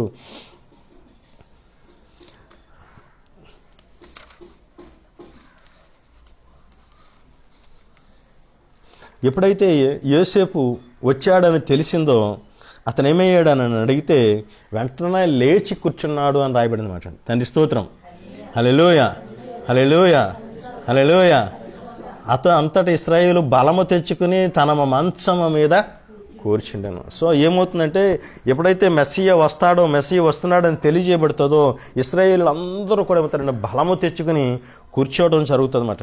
ఆ తర్వాత మనం చూసినప్పుడు అక్కడ మాట్లాడుతూ అంటాడు అన్నమాట. ఏమిటి నన్ను అడిగితే యాకోబు మరి మాట్లాడుతున్నాడు 3-4 వచనాల్లో అక్కడ మాట్లాడుతున్న మాటలు ఏమిటి నన్ను అడిగితే, యోసేపును చూచి కానాను దేశమందలి లూజులో సర్వశక్తి గల తండ్రి నాకు కనబడిందని ఆశీర్వదించి, ఇదిగో నీకు సంతానాభివృద్ధి పొందించి నేను విస్తరమచేసి నీవు జనముల సమూహం అగునట్లు చేసి నీ తర్వాత నీ సంతానములకు దేశమును స్వాస్థ్యముగా నిశ్చితనని సెలవిచ్చాను. సో ఏమిటి అని అంటే నీకు సంతానాభివృద్ధి అని మాట్లాడాడు. ఈ సంతానాభివృద్ధి అనేది దాని గురించి చూసినప్పుడు మరి మనము మన యొక్క గ్రంథాలు బట్టి మనం చూడకూడదు, కానీ మనకి ఎవరైతే ముందు నుంచి మనం నడిపిస్తున్నారో వారి యొక్క విధానాలు బట్టి మనం చూసినప్పుడు ఈ సంతానాభివృద్ధి అనేది నిజానికి ఏమిటనంటే 35:11 ఒక మాట చెప్పబడింది మాట. ఏమిటి అని అడిగితే ఇదే 35:11 మనం చూసినప్పుడు అక్కడ ఒక మాట చదవండి. అది మరియు అదనేవారు నేను సర్వశక్తి గల ఎలోహింని ఫలించి అభివృద్ధి పొందుము, జనముల సమూహమును నీ వలన. చాలండి. ఈ మాటకు అర్థం ఏమిటని అడిగితే జనముల సమూహమును నీ వలన కలుగును అన్నమాట. జనముల సమూహమును అన్నమాట. జనము అనేది ఒక బ్యాచ్, జనముల సమూహం అనేది మరొక బ్యాచ్ అన్నమాట. తండ్రి స్తోత్రం, హల్లెలూయా. జనము అనేది ఇది ఎవరికి చెల్లుతుందంటే బెన్యామీను వారి గోత్రాలకి చెల్లుతూ ఉంటుంది అన్నమాట. నిజానికి జనముల సమూహం అనేది ఎవరు అని అడిగితే మరి రెండవ యొక్క జనముల సమూహం అంటే ఈ యొక్క బయట నుంచి బయలుదేరి వెళ్ళే యొక్క దేశాలను తెలియజేసుకుంటూ వస్తుందన్నమాట. అదే వచనంలో మాట్లాడుతున్నమాట అండి, 48వ వచనం 5వ వచనంలో మాట్లాడుతున్నమాట. ఏమన్నమాట, ఇదిగో నేను ఐగుప్తునకు నీ యొద్దకు రాక మునుపు ఐగుప్తు దేశంలో నీకు పుట్టిన ఈ ఇద్దరు కుమారులు నా బిడ్డలే, రూబేను షిమ్యోనులు వలె ఎఫ్రాయిము మనషే నా బిడ్డలై ఉందురు అని చెప్పబడిందంట. సో ఇక్కడ ఏమిటి నన్ను అడిగితే ఇక్కడ అడాప్షన్ జరుగుతుందన్నమాట. అంటే యెషువా మెస్సీ వారు ఎందుకు మనల్ని దత్తత తీసుకోవాల్సి వచ్చింది అనేది ఇక్కడ వివరణ వస్తుందన్నమాట అండి. ఇక్కడ కూడా ఏమని చెప్తున్నాడంటే నీకు పుట్టిన బిడ్డలు నా బిడ్డలే. ఎలాగో నన్ను అడిగితే రూబేను షిమ్యోనుల వలె వీరును నా బిడ్డలై ఉంటారన్నమాట. ఎందుకు నన్ను అడిగితే ఏమిటి నన్ను అడిగితే చివరి దినాల్లో ఏమవుతుంది అని అడిగితే ఇదే జరగబోతుందన్నమాట. ఏమిటి అని అంటే నీవు అక్కడ చెప్పబడిన మాట ఏమిటంటే ఇదిగో నువ్వేమవుతావంటే నీకు సంతానాభివృద్ధి కలుగు చేసి ఏం చేస్తాను నేను, నీకు నీ సంతానం ఎంతమంది జనం అని అడిగితే నీ సంతానం చాలా విస్తారమైన సంతానముగా నువ్వు మార్చబడతావు అని చెప్పబడింది. ఇది ఎందుకు, అందుకోసమే ఇది ఏం చేస్తున్నాడంటే యాకోబు గారు మరి ఈ బిడ్డలను కూడా తీసుకోవడం జరుగుతుందన్నమాట. ఇది తీసుకుని మాట్లాడుతున్నమాట. ఏమని మాట అంటే ఈ చివరి దినాల్లో ఆ కాలంలో యోసేపు యొక్క బిడ్డలను ఏ విధంగా తీసుకుని బహు విస్తారమైన జనంగా అప్పుడు వారు ఏ విధంగా విస్తరించబడ్డారో ఈ చివరి దినాల్లో కూడా ఏమవుతుంది అంటే మెస్సియ వారి ద్వారా మనం అందరం ఏమవుతామంటే మరి వారు కాయలాగా పడినప్పుడు వారితో కూడా మెస్సియ మనల్ని తీసుకెళ్ళి వారితో కలపడానికి వెళ్ళినప్పుడు ఇదే జరుగుతుందన్నమాట. అందుకనే ఇక్కడ చూసినప్పుడు యోసేపుకి ఏం చేశాడంటే తండ్రి యాకోబు గారు ఆయనకి 2 యొక్క బహుమానాన్ని ఇచ్చాడనమాట. ఇంతకీ ఏం చేశాడంటే అతన్ని క్లియర్గా చెప్పాలంటే ప్రథమ పుత్రుడిగా అతను స్వీకరించాడు. అందుకని అతనికి ఏమిచ్చాడంటే 2 భాగాలను ఇచ్చాడనమాట. అందరికి ఒక్కో భాగం ఇచ్చాడు. ఇతనికి ఏం చేశాడు, 2 భాగం ఇచ్చాడు. 2 కన్నా ఎక్కువ ఇచ్చాడు అని అర్థం కాలేదు నాకు. ఎందుకని అడిగితే మనషేకు గోత్రం ఇచ్చాడు, మనషేకుని కొడుకు కింద ఒప్పుకున్నాడు, ఎఫ్రాయిమును కొడుకుగా ఒప్పుకున్నాడు. మరలా ఇంకొక మాట అంటాడండి అక్కడ, ఈ బిడ్డల తర్వాత నీకు పుట్టిన బిడ్డలైతే నీ బిడ్డలుగా మార్చబడతారు అన్నాడు. మళ్ళీ ఇప్పుడు ఏమైంది, మళ్ళీ ఇతను అలాగా యోసేపు ఎలాగో కొడుకే, ఇది కాకుండా తన 2 కొడుకులను మళ్ళీ 2 కొడుకుల కింద చేసుకో. ఇప్పుడు ఎంతమంది 3 గోత్రాలు వచ్చినట్టు అయిపోయింది ఒకసారి. కానీ చెప్తాడనమాట ఏంటి రెండవది ఏంటి చూసినప్పుడు అందుకనే ఏం జరిగిందంటే ప్రథమ ఫలం అతనికి ఇచ్చాడు. నిజానికి ఈ ప్రథమ ఫలం ఎవరికి రావాలంటే రూబేనుకి రావాలి. 2 యొక్క ఫలము రూబేనుకి రావాలి. తర్వాత నడిపించే విధానం ఎవరికి రావాలి, రూబేనుకు రావాలి. మూడోదిగా నడిపించే యాజకత్వం అంటే వాళ్ళందరి మధ్యన యాజకత్వం జరిగించే విధానం రూబేనుకి రావాలి. అదేవిధంగా మరి వాళ్ళని నడిపించి వాళ్ళకి ముందుండి చేసే విధానం అంతా ఎవరికి రావాలంటే రూబేనుకి రావాలి. కానీ ఏమైందంటే డబుల్ పోర్షన్ ఏమో చివరిగా చిన్నోడికి వచ్చింది, యోసేపుకి వచ్చింది. యాజకత్వం ఏమో లేవీకి ఇచ్చాడు. ఎందుకు ఇచ్చాడు అని అడిగితే ప్రతిదానికి కారణం ఉందండి. పుట్టినందుకు ఇవ్వలేదండి. వాళ్ళు ఆ విధంగా కాన్సిక్రేట్ చేసుకుని వాళ్ళు తమను తాము శుద్ధి చేసుకుని శుద్ధిగా బ్రతకటానికి వాళ్ళు ప్రత్యేకంగా చాలా విషయాల్లో కోల్పోయి అలాగా నిష్ఠగా ఉన్నందుకు వాళ్ళకి ఇచ్చాడండి. యోసేపుకి అందుకే అదే ఇచ్చాడు, లేవీకి కూడా అందుకే ఇచ్చాడు. లేవీకి యాజకత్వం ఎప్పుడు ఇచ్చాడండి, ఇశ్రాయేలీలు ఐగుప్తులో బయలుదేరి వచ్చేస్తున్నప్పుడు అందరూనేమో బయలుపేరు దగ్గరికి వెళ్ళి ఆ విగ్రహాలు అక్కడికి వెళ్తే లేవీ మాత్రం మనం వెళ్ళొద్దురా అని చెప్పి ఆగిపోతారు. మనం వెళ్ళొద్దురా, ఆ దూడం చేసుకునే దానికి మనం వెళ్ళొద్దు, మనం ఉండిపోదాంరా అనుకున్నారు వాళ్ళందరూ. వాళ్ళు అనుకున్నారు కాబట్టి వాళ్ళకి ఏం చేస్తారంటే యాజకత్వాన్ని వారికి అప్పగించడం. తండ్రి స్తోత్రం, హల్లెలూయా. బాధ్యతను మీద వేసుకుని బయలుదేరాడు యోధా. ఏం చేశాడని అంటే నాకెందుకులే అని విడిచిపెట్టేయలేదు, మా నాన్నది బాధ్యత నాకు సంబంధం లేదని వదిలేయలేదు. వీడు పెద్ద అయింది ఈ బాధ్యత, ఇక్కడ పెద్ద అయిన లేడు కానీ మనకు సంబంధం లేదని వదిలేయలేదు. ఏం చేశాడంటే బాధ్యతను నెత్తి మీద వేసుకున్నాడు యోధా. మరి అందరికీ ఆహారం పెట్టే విషయంలో కానీ, బెన్యామీను తిరిగి తీసుకొచ్చే విషయంలో కానీ, యోసేపుని చంపకుండా ఆపే విషయంలో కానీ ప్రతి విషయంలోనూ కూడా వెళ్ళి ఏం చేశాడంటే బాధ్యతను తీసుకున్నాడు. కాబట్టి అక్కడ ఏం చేశాడంటే యోధాకి ఏం చేశాడంటే రాజదండాన్ని ఇచ్చినట్టుగా మనం చూస్తామటండి. తండ్రి స్తోత్రం, హల్లెలూయా, హల్లెలూయా, హల్లెలూయా, హల్లెలూయా, హల్లెలూయా, హల్లెలూయా. అదే అన్నమాట. మిగతా తర్వాత నీకు వచ్చిన నీ పిల్లలు ఏమవుతారంటే పుట్టిన వాళ్ళు నీ పిల్లలు అవుతారు, కానీ ఎఫ్రాయిము మనషేలు మాత్రం నా పిల్లలుగానే ఉంచబడతారని చెప్పాడన్నమాట. 7వ వచనంలో చూసినప్పుడు 48వ వచనం 7వ వచనంలో చూసినప్పుడు అంటున్నమాట.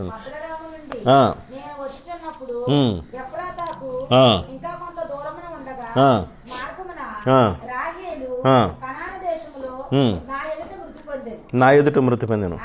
అక్కడ బెత్లెహేమునకు ఎఫ్రత మార్గమున నేను ఎందుకు చెప్పాడు అని అడిగితే వీళ్ళు కూడా ఎక్కడున్నారు? ఐగుప్తులో ఉన్నారు. కానీ రాహేల్ విషయంలో చనిపోయినప్పుడు కూడా దగ్గరే. వీళ్ళు ఎక్కడున్నారు అని అడిగితే వాళ్ళు ఆమె చనిపోయిన ప్రదేశానికి ఆమెను పాతి పెట్టవలసిన స్థలానికి దగ్గరే ఉన్నది. కానీ యాకోబు ఏం చేస్తాడంటే అక్కడే పాతి పెట్టేస్తాడు అనమాట. మార్గ మధ్య ఎఫ్రతా మార్గ మధ్యంలో బెత్లెహేము దగ్గరగా ఉన్నా కానీ పాతి పెట్టడానికి తీసుకువెళ్ళలేదు. ఎఫ్రోను పొలానికి తీసుకెళ్ళలేదు. వాళ్ళ నాన్నగారు, వాళ్ళ తల్లిగారు, మా తాతగారు పాతి పెట్టిన ప్రదేశంలో తీసుకెళ్ళలేదు. కాబట్టి నన్ను అలా చేయకురా, నువ్వు మాత్రం నన్ను ఇక్కడి నుంచి తీసుకువెళ్ళాలని చెప్పని అతనితో ఏం చేశాడంటే ఈ విషయాన్ని తెలియజేస్తున్నాడు అనమాట. సో 48వ వచనం 8వ వచనంలో వచ్చిన వరకు ఉండి అప్పుడు మాట్లాడుతున్నాడు అనమాట. ఏమిటి ఈ విషయం అని అడిగితే 8వ వచనం అంటున్నాడండి, కాదండి 8వ వచనంలో ఇశ్రాయేలు యోసేపు కుమారులను చూచి వీరెవరని అడగగా ఏం చేస్తున్నాడు అని అడిగితే వీరు ఎవరు అని నన్ను అడుగుతున్నమాట. ఎందుకు అని అడిగితే 10వ వచనంలో చూసినప్పుడు ఒక మాట మనకు ఉంటుంది అన్నమాట అండి. ఇశ్రాయేలు కన్నులు వృద్ధాప్యము వలన మందముగా ఉండెను గనక అతడు చూడలేకపోయాను. ఏం చేయలేకపోయాడంటే అతను కానీ ఇక్కడ చూశాడనమాట అండి. ఎవరిని చూశాడంటే మనష్షేను ఎఫ్రాయిమును చూసి వీరు ఎవరు అని అడిగాడనమాట అండి. సో ఏమిటి అని అడిగితే ఇది ఒక ప్రాఫిటికల్ అంటే ఒక ప్రత్యేకమైన ప్రవచనాత్మక సంబంధమైన విషయం మాట అండి. ఇది ఏమిటి అని అడిగితే యాకోబు మరి ఈ యొక్క పిల్లలను ఆశీర్వదించాలని బయలుదేరి వెళ్ళినప్పుడు ఇతని మీద ఆ యొక్క రోహాకోదేశ్ ఏదైతే ఉన్నదో ఆ రోహాకోదేశ్ అతని మీద ఉన్నప్పుడు అతను ఈ యొక్క రాబోయే వారిని వీళ్ళు చూసి అతను మాట్లాడుతున్న మాట ఎందుకు చేతనంటే వారిని చూసినప్పుడు అతని యొక్క ప్రవచనం ఏమైపోయిందంటే మారిపోయిందండి. అతను ఏం చేశాడనంటే మార్చేశాడండి. పెద్దవాడినేమో ఎడమవైపు తీసుకొచ్చాడు, చిన్నవాడినేమో కుడివైపు తీసుకొచ్చాడు. పెద్దవాడినేమో కుడివైపు ఉంచాలి, చిన్నవాడినేమో ఎడవైపు ఉంచాలి. కానీ ఏమి జరిగింది అని అడిగితే కారణం ఏంటంటే వాళ్ళని చూసినప్పుడు వాళ్ళలో నుంచి ఏమి కనబడదంటే వాళ్ళలో ఉన్న భవిష్యత్తుని చూశాడటండి అతను. మరి మిద్రాష్లో చెప్పబడింది ఏమంటానని అడిగితే మరి అతను వాళ్ళలో ఉన్న భవిష్యత్తును చూసినట్ట. వాళ్ళలో చూసినప్పుడు వాళ్ళలో ఎవరు కనబడ్డారు అని అడిగితే ఇద్దరు రాజులు కనబడ్డారన్నమాట అండి. ఒకరు యెహూ అనేవాడు మరి మనష్షే గోత్రం నుంచి వచ్చిన దుర్మార్గపు రాజు మాట అండి, హరిబుల్ కింగ్ మాట అండి. మరి తర్వాత మరి యొక్క ఎఫ్రాయిం నుంచి వచ్చిన కింగ్ ఒక రాజు ఉన్నాడు, అతని పేరు ఆహాబు. అతడు కూడా చాలా దుర్మార్గు కింగ్ అన్నమాట. అందుకనే వాళ్ళని చూసినప్పుడు నిజానికి ఎవరు వీళ్ళు అని అడగడానికి గల కారణం కూడా ఏమిటని అడిగితే హూ ఆర్ దీస్ పీపుల్, ఎవరు వీళ్ళకి నీకు సంబంధం ఏంటి, వీళ్ళు ఎందుకు తీసుకొచ్చావు ఇక్కడికి, ఎవరు వీళ్ళు, నీకు సంబంధం ఏంటి. సో ఇటువంటిది జరిగింది. ఆ యొక్క వాళ్ళని చూసినప్పుడు వాళ్ళ వెనకాల రాబోయాక ఆ యొక్క జనాంగాన్ని చూసినప్పుడు అతనికి ఒక విధమైనది కలిగిందని చెప్పి మిద్రాసులో చెప్పాడు అనమాట. అందుకనే నిజానికి అక్కడ ఏం జరిగిందని అడిగితే మరి మరొక ఇంటర్ప్రిటేషన్లో చూసినప్పుడు యోసేపు గారు అటండి, వీళ్ళు నా పిల్లలు, నేను పలానా ఆమెను పెళ్లి చేసుకున్నాను, ఆ పెళ్లి చేసుకున్నప్పుడు పుట్టిన నా పిల్లలు, ఇదిగో మా పెళ్లి సంబంధమైన మరి ఇక పత్రం ఇదిగో అని చెప్పని అతను చూపించుకోవలసి వచ్చినది అని చెప్పి మాట్లాడుకుంటూ వచ్చినమాట. అంటే ఏమిటి అని అంటే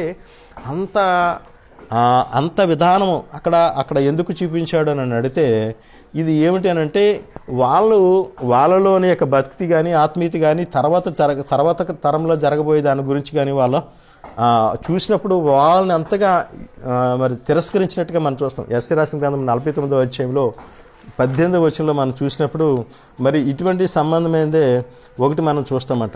ఏమిటి అని అడిగితే 49వ అధ్యాయము 18వ వచనం నుంచి మనం ఇప్పుడు భవిష్యత్తులో జరగబోయేది ఏమిటి అనే దాని గురించి ఇక్కడ మాట్లాడుతున్నాడు అనమాట అండి. ఏమిటి అంటే ఎఫ్రాయిము మనషే గురించి మనం చాలా స్టడీ చేస్తాం ఇవాళ. చూస్తున్నప్పుడు ఇక్కడ చెప్తాడనమాట 49వ అధ్యాయము 18వ వచనం నుంచి అనమాట. సుధమ గొమరయు వాటి సమీప పట్టణములను పడగొట్టబడిన తర్వాత వాటిలో ఎవడనో కాపురం ఉండక పోయినట్లు. ఇదేనా? సారీ చదవండి. నేను నిర్మిత చేశాను. వీరందరూ కూడుకొనుచు నీ యొద్దకు వచ్చుచున్నారు. నీవు వీరందరినీ ఆభరణగా ధరించుకుందువు. పెండ్లి కుమార్తె వడ్డానము ధరించుకున్నట్లు నీవు వారిని అలంకారముగా ధరించుకుందువు. ఆగం నా జీవం తోడని ప్రమాణం చేస్తున్నానని అదనే సెలవిచ్చుచున్నారు. నివాసులు విస్తరించినందున పాడైన నీ చోట్లను నీ బీటి స్థలములను నాశనం చేయబడిన నీ భూమి వారికి ఇరుకుగా ఉండను. నిన్ను మిరింగి వేసిన వారు దూరముగా ఉందరు. నువ్వు సంతానహీనులమైనప్పుడు నీకు పుట్టిన కుమారులు ఈ స్థలమును మాకు ఇరుకుగా ఉన్నది, మాకు ఇంకా విశాలమైన స్థలం మాకేమని నీ చెవిలో చెప్పుదురు. అప్పుడు నేను నా పిల్లలను పోగొట్టుకుని సంతానహీనురాలైన ఒంటరినై అటు ఇటు తిరుగులాడుచున్న దేశ రాజులకే కదా వీరిని నాయందు కనినవాడెవడు, వీరిని పెంచినవాడెవడు? నేను ఒంటరి కత్తిని విడవబడి తిని వీరు ఎక్కడ ఉండిరి అని నీ మనసులో నీవు అనుకుందావు. ప్రియుడు కాదనే ఇలాగ సెలవిచ్చుచున్నాడు. నేను జనముల తట్టు నా చేయి ఎత్తుచున్నాను, జనముల తట్టు నా ధ్వజం ఎత్తుచున్నాను. వారు నీ కుమారులను రొమ్మున నుంచుకుని వచ్చెదరు, నీ కుమార్తెలు వారు బుసముల మీద మోయబడదురు. రాజులు నిన్ను పోషించు తండ్రులుగాను వారి రాణులు నీకు పాలిచ్చు దాదులుగాను ఉండెదరు. వారు భూమి మీదకి సాగిలపడి నీకు నమస్కారం చేశారు. సో ఏమిటంటే ఎవరు who has conceived this for me, వీళ్ళందరినీ ఎప్పుడు కనడం జరిగింది, ఎవరు వీరు అని అడుగుతున్నాడు అన్నమాట. సేమ్ అంటే మీకు అర్థమై ఉండాలి. ఈ ప్రవచనము యాకోబు మాట్లాడుతున్న మాటలు మరలా యెషయా గారు మాట్లాడుతున్నాడంటే మరలా ఇశ్రాయేలు సేమ్ అదే మాటలు మాట్లాడబోతున్నాడు అనమాట. ఇశ్రాయేలు అంటే ఇశ్రాయేలు దేశపు పెద్దలు మరలా మాట్లాడబోయే మాటలు ఏమిటంటే ఇదే మాటలు మాట్లాడబోతున్నారు అనమాట. ఏమైనా మాట్లాడతారు అని అడిగితే ఇదే చెప్తున్నమాట. ఏమైనా మాట్లాడుతుంటే ఎవరు వీరు, who has conceived this for me, ఎవరు నేను ఒంటరి కత్తినే విడబెడితిని వీరు ఎక్కడి నుండి ఉండిరి అని నీవు మనసులో నువ్వు అనుకుంది. వీరిని నాయందు కనినవాడు ఎవడు, వీరిని పంచినవాడు అంటే సేమ్ అంటే వీళ్ళందరూ బయలుదేరి చివరి జన్మలో జరగబోయేక ప్రాఫెసీని ఇక్కడ మనకు చూపిస్తారన్నమాట అండి. దాని స్తోత్రం. హల్లెలూయా హల్లెలూయా హల్లెలూయా హల్లెలూయా. రబ్బీ బర్షాలో మన ఆయన కూడా ఏమని మాట్లాడారంటే 49వ అధ్యాయము 21వ వచనమును 48వ యెషయా రాసిన గ్రంథం 49వ అధ్యాయం 21వ వచనానికి ఆదికాండం 48వ అధ్యాయం 8వ వచనానికి ఒక గొప్ప లింక్ ఉన్నది. ఈ లింకు ఏమవుతుందంటే చివరి దినాల్లో నెరవేర్చబడబోయి మెస్సియా ద్వారా అనేకమైన జనాలు మరలా వస్తారు. అప్పుడు మరలా ఇశ్రాయేలు కూడా అంటే యాకోబు సేమ్ ఏ విధంగా మాట్లాడాడో ఇశ్రాయేలు పెద్దలు లేదంటే ఇశ్రాయేలు ఏం చేస్తుందంటే ఇదే విషయాన్ని తెలియజేస్తుంది అని ఆయన కూడా మాట్లాడుకుంటూ వచ్చాడు. అందుకని ఏమంటాడంటే who are these and where they have come from, ఎక్కడి నుంచి వీళ్ళు వచ్చారు, ఎక్కడి వారు వీళ్ళందరూ అని చెప్పి అని అడుగుతారన్నమాట. అందుకనే ఆయన మాట్లాడుతున్నమాట. యెషయా మెస్సియా దీనికి సమాధానం చెప్తున్నాడు. యోహాను సువార్త 21వ అధ్యాయం 5వ వచనంలో చూసినప్పుడు మరి నిజానికి ఏమిటి అని అడిగితే ఆయన ఒక మాట మాట్లాడతాడు. స్పీడ్గా చదవండి. తండ్రి మృతులను లేపి ఎలాగూ బ్రతికించినో అలాగే కుమారుడును తనకిష్టము వచ్చి వారిని బ్రతికించును. తండ్రి ఎవరికి తీర్పు తీర్చునో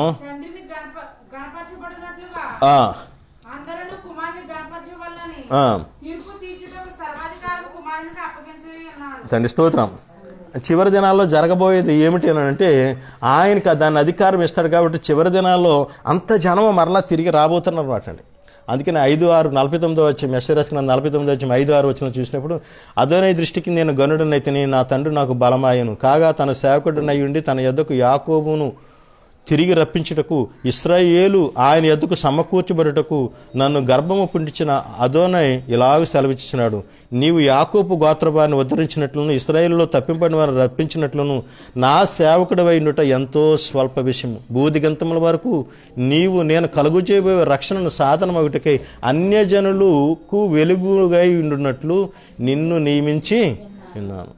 సో అన్యజనులకు వెలుగై ఉండుటకు నేను నియమించినానంటే ఎవరు అని అంటే, ఒకప్పుడు ఏమైనా మాట్లాడతామంటే ఇది మరి ఇశ్రాయేలు అని చెప్తా ఉంటాం, కానీ ఇక్కడ ఈ మాట్లాడుతున్న ఈ సేవకుడు ఎవరు అని అడిగితే మెస్సయ్య అని మనం మాట్లాడుతామంటండి. సో ఇది 2 రకాల యొక్క ప్రవచనాన్ని నెరవేర్చబోయే యొక్క విధానం, 2-fold అసైన్మెంట్ అని దీని గురించి మాట్లాడుతూ ఉంటారు.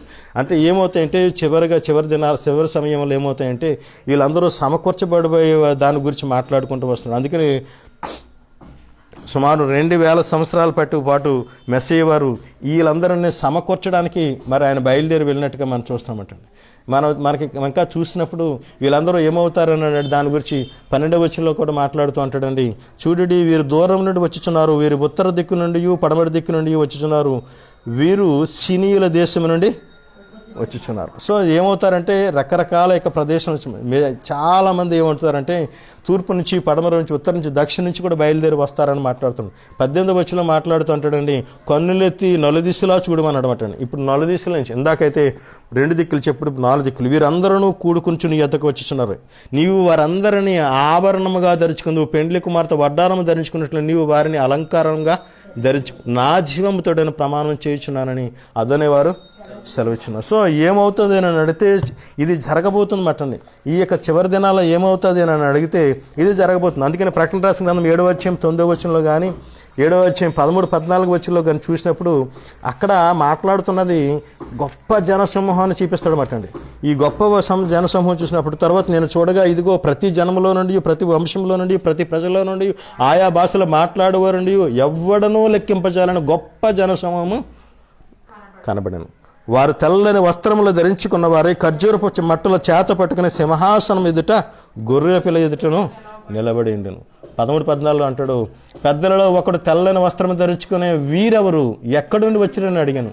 అందుకు నేను, అయ్యా నీకే తెలియనని అనగా అతడు ఇలాగూ నాతో చెప్పాను, వీరు మహాశ్రమ నుండి వచ్చిన వారు గొర్రెపిల్ల రక్తంలో తమ వస్త్రములను ఉదుకుకొని వాటిని తెలుపు చేసుకునేది. తండ్రి స్తోత్రం. అంటే ఏమిటి అని అంటే చివరి దినాల్లో ఇది జరుగుతుందన్నమాట. అందుకని మనం ఇక్కడ చూస్తున్నప్పుడు అతను చూశాడన్నమాట అండి. ఏమిటి అని అడిగితే వాళ్ళ వైపు చూశాడన్నమాట అండి. చూసినప్పుడు వారిలో కనబడింది మనకి ఇక్కడ కనబడుతుంది. 8వ వచనంలో చెప్తున్న విషయం ఏమిటి అని అడిగితే ఆ చూసిన వరకు ఎవరు వీరు అని అడుగుతున్నాడు. కారణం ఏమిటంటే చివరి దినములలో సమకూర్చబడిపోయి గొప్ప జనసమూహాన్ని చూసినప్పుడు అతను మాట్లాడుతున్న మాట మాట్లాడండి. 9వ వచనంలో మాట్లాడుతూ ఉంటాడండి. 48వ అధ్యాయం ఆదికాండం 48:9 వచనం, యోసేపు వీరు నా కుమారులు, వీరిని ఈ దేశమందు ఎలోహిము వారు నాకు అనుగ్రహించినని తన తండ్రితో చెప్పాను. చాలా సో ఏమిటంటే అక్కడ క్లియర్గా చెప్తున్నమాట. వీళ్ళందరూ ఎక్కడి నుంచి వచ్చారు అని అడిగితే నాకు తండ్రి అనుగ్రహించాడు అని చెప్పి మాట్లాడాడు. నాకు తండ్రి అనుగ్రహించారని చెప్పినప్పుడు అక్కడ ఒక మాట చెప్పడమాట అండి, వారిని నా యొద్దకు, అందుకు అతడు వారిని దీవించుటకు నా దగ్గరకు తీసుకురమ్మని చెప్పాను. నా యొద్దకు తీసుకురమ్మని చెప్పాను. అంటే ఎప్పుడు జరుగుతుంది అని అడిగితే చివరి దినములలో అతను కాయలాగా పడినప్పుడు, శ్రమలలో ఉన్నప్పుడు, మరి మెస్సయ్య మరి బయలుదేరి వెళ్ళినప్పుడు, వీళ్ళందరూ బయలుదేరి వచ్చినప్పుడు, వీళ్ళందరినీ చూసినప్పుడు మరి వాళ్ళు అడిగే మాట ఏంటంటే ఎవరు వీరు అని అడిగినప్పుడు ఆయన ఏమంటాడంటే నేను వారిని ఇక ఐగుప్తు దేశంలో నేను కనిన పిల్లలు, ఐగుప్తు అంటే లోకం, ఈ లోకంలో నా యందు విశ్వాసం ఉంచి నా వెనకాల బయలుదేరిన పిల్లలు అని చెప్పి మెస్సీ వారు చెప్పినప్పుడు మరి అక్కడ ఇశ్రాయేలు అంటది నా యొద్దకు తీసుకురమ్మని చెప్పి మాట్లాడుకుంటారు. సో ఎప్పుడైతే అక్కడ తీసుకురాబడే ఈ విధానం చూసినప్పుడు నేను మనము అక్కడికి వెళ్ళినప్పుడు అక్కడ ఏం జరుగుతుంది అంటే ఐ విల్ బ్లెస్ దెమ్, నేను వారిని ఆశీర్వదిస్తాను అని చెప్పాను. సో ఎందుకు అనంటే ఆ ఆశీర్వాదం కోసమే ఇశ్రాయేలు ఎదురు చూస్తున్నాడు అనమాట. ఆ ఆశీర్వాదం ఇవ్వడం కోసమే ఇశ్రాయేలు చూస్తున్నాడు అనమాట. ఆ ఆశీర్వాదమే ఏమవుతుందంటే ప్రపంచాన్ని మరి కంప్లీట్గా మార్పు చేయబోతుందంటే, కంప్లీట్ చేంజ్, ప్రపంచాన్ని మార్పు చేయబోయే ఒక గొప్ప ఆశీర్వాదాన్ని మరి ఆ ఇద్దరు పిల్లలకి ఇవ్వటానికి అతను ఎదురు చూస్తూ ఉన్నాడు అనమాట. తండ్రి స్తోత్రం. హల్లెలూయా, హల్లెలూయా, హల్లెలూయా. 10వ వచనంలో చూసినప్పుడు ఒకసారి చదవండి 10వ వచనం.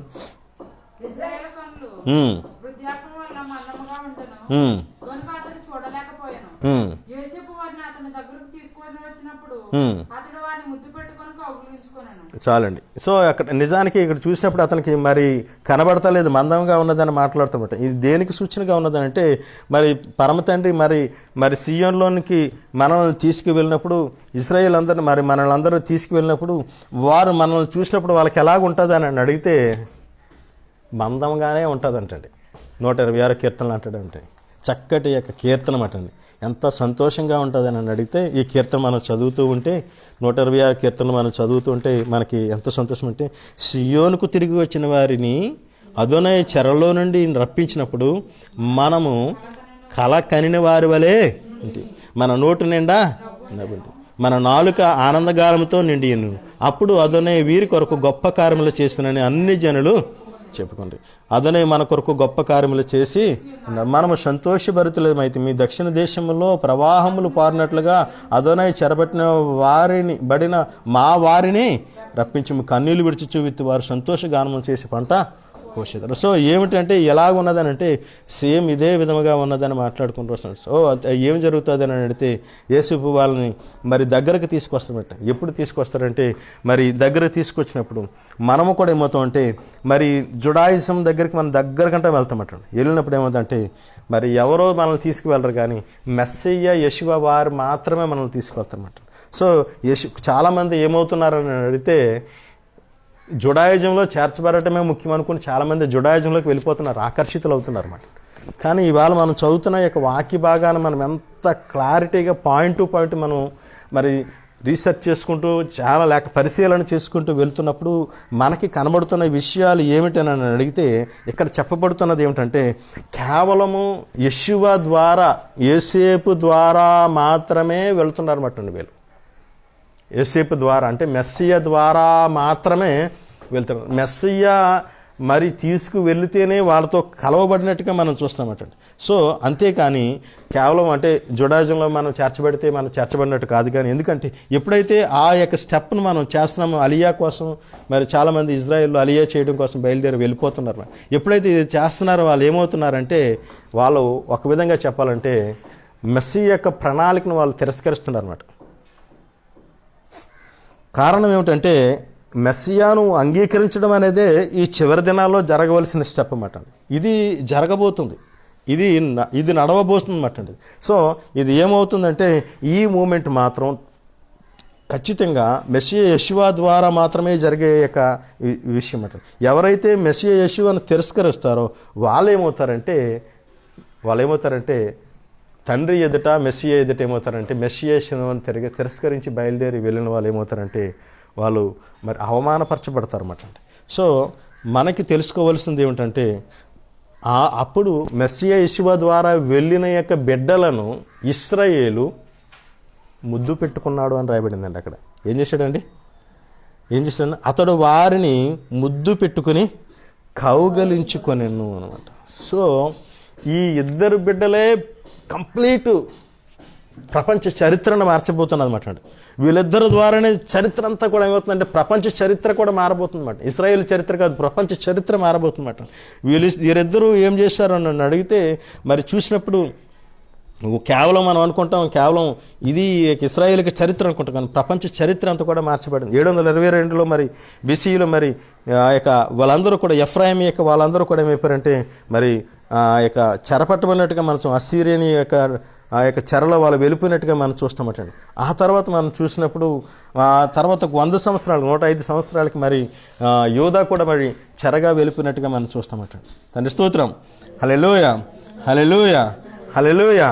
వీళ్ళిద్దరూ ఏమవుతారు అని అడిగితే వెళ్ళిపోయిన వీళ్ళిద్దరూ కూడా ఏమవుతారంటే మరలా చివరి దినాల్లో ఏమవుతారంటే ఐక్యం చేయబడబోతున్నారు అన్నమాట. యేసుకేలు రాసిన గ్రంథం 37వ అధ్యాయం 15వ వచనం నుంచి 28వ వచనం వరకు మనం చదివితే సమయం సరిపోదు నిజానికి. ఎందుచేతనంటే ఆ యొక్క అవి చదవకపోతే మనకు అది అర్థం కాదు.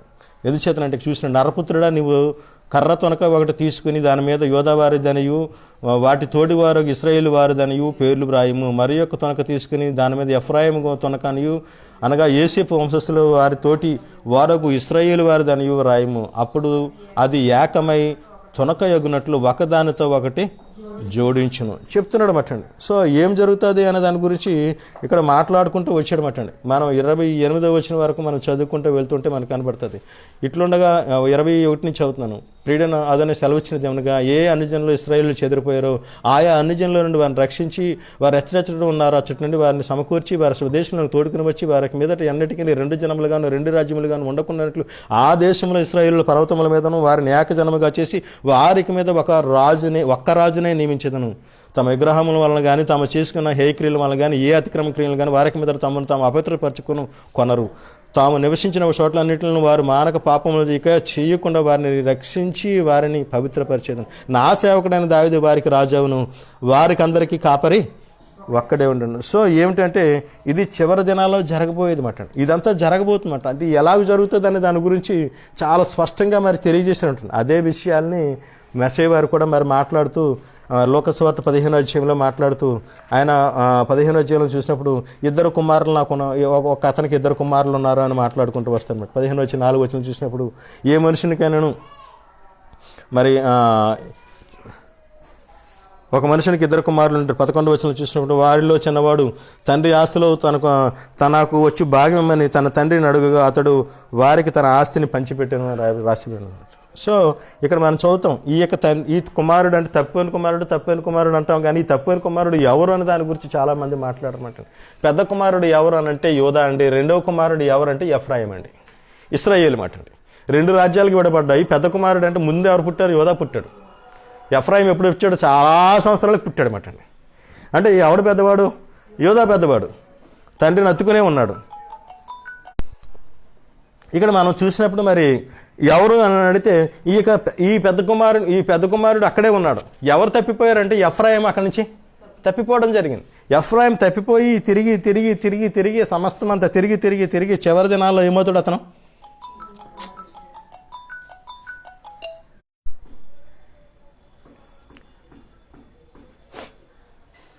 ఈ యొక్క పెద్ద కుమారుడు మరి అక్కడే ఆయనతోటే ఉన్నాడు. కానీ సమస్తమును కాపాడుకుంటూ వచ్చాడు, తండ్రి యొక్క విధానాలను నడిపించుకుంటూ వచ్చాడు. కానీ తప్పిపోయిన వారు ఎవరు అని అడిగితే చిన్న కుమారుడు అనమాట. అదే ఎఫ్రాయిం సూచనగా ఉన్నదన్నమాట. అతను మరి వెళ్ళిపోయిన వాడు మరలా తిరిగి అతను ఏమయ్యాడనంటే జంటైల్లో మరి అన్యజనుల్లో కలిసిపోయాడు, అంతా ఉండిపోయాడు. తర్వాత మరలా చివరి దినాల్లో ఏమవుతాడంటే అతను ఇంటికి బయలుదేరి వచ్చినట్టుగా చూస్తామట. సో అతను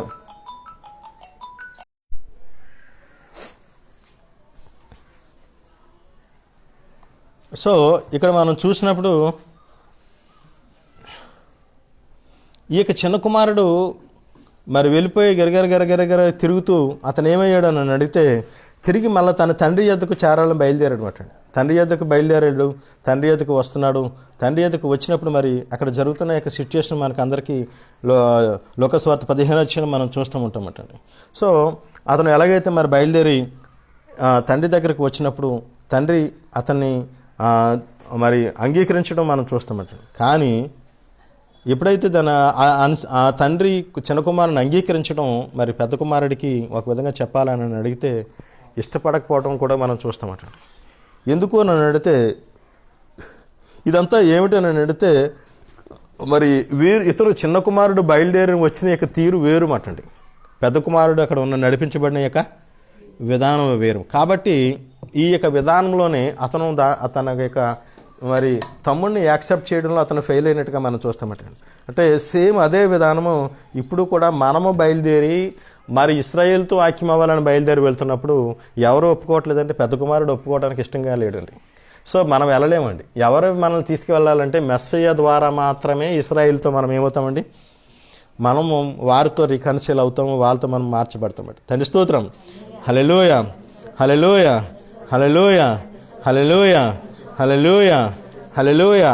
నిజానికి ఈ యొక్క లేఖనాల్లో చెప్పబడిన యొక్క అనేకమైన ఈ యొక్క విషయాలన్నీ కూడా దేనికోసం చెప్పబడినాయి అని అడిగితే మరి ఈ విషయాల కోసమే చెప్పబడినాయి మాట అండి.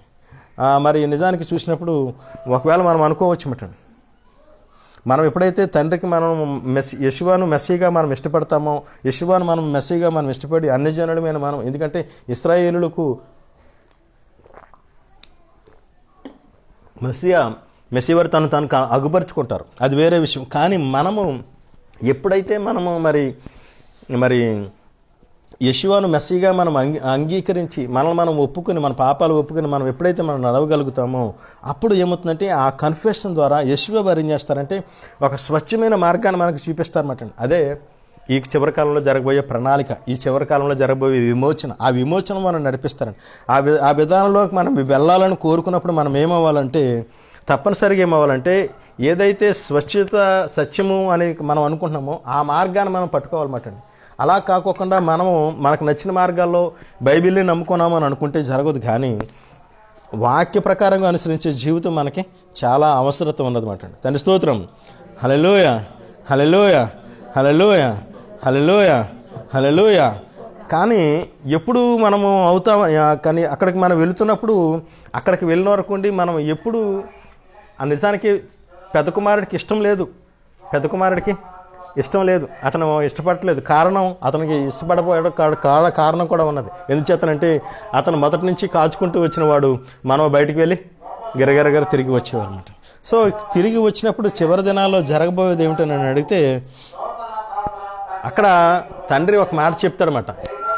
ఏమిటి ఆ మాట అని అంటే, ఇంకో మీరందరూ కలిసి, ఇంకో తప్పిపోయిన నా కుమారుడు తిరిగి వచ్చినాడు, మనమందరము కలిసి విందు చేసుకుందాము రండి అని మాట్లాడుతున్నమాట. సో నిజానికి ఇక్కడ జరగబోయే విందు కూడా ఏమిటి ఆ విందు అని అడిగితే అది ఖచ్చితమైన ఒక పండగ.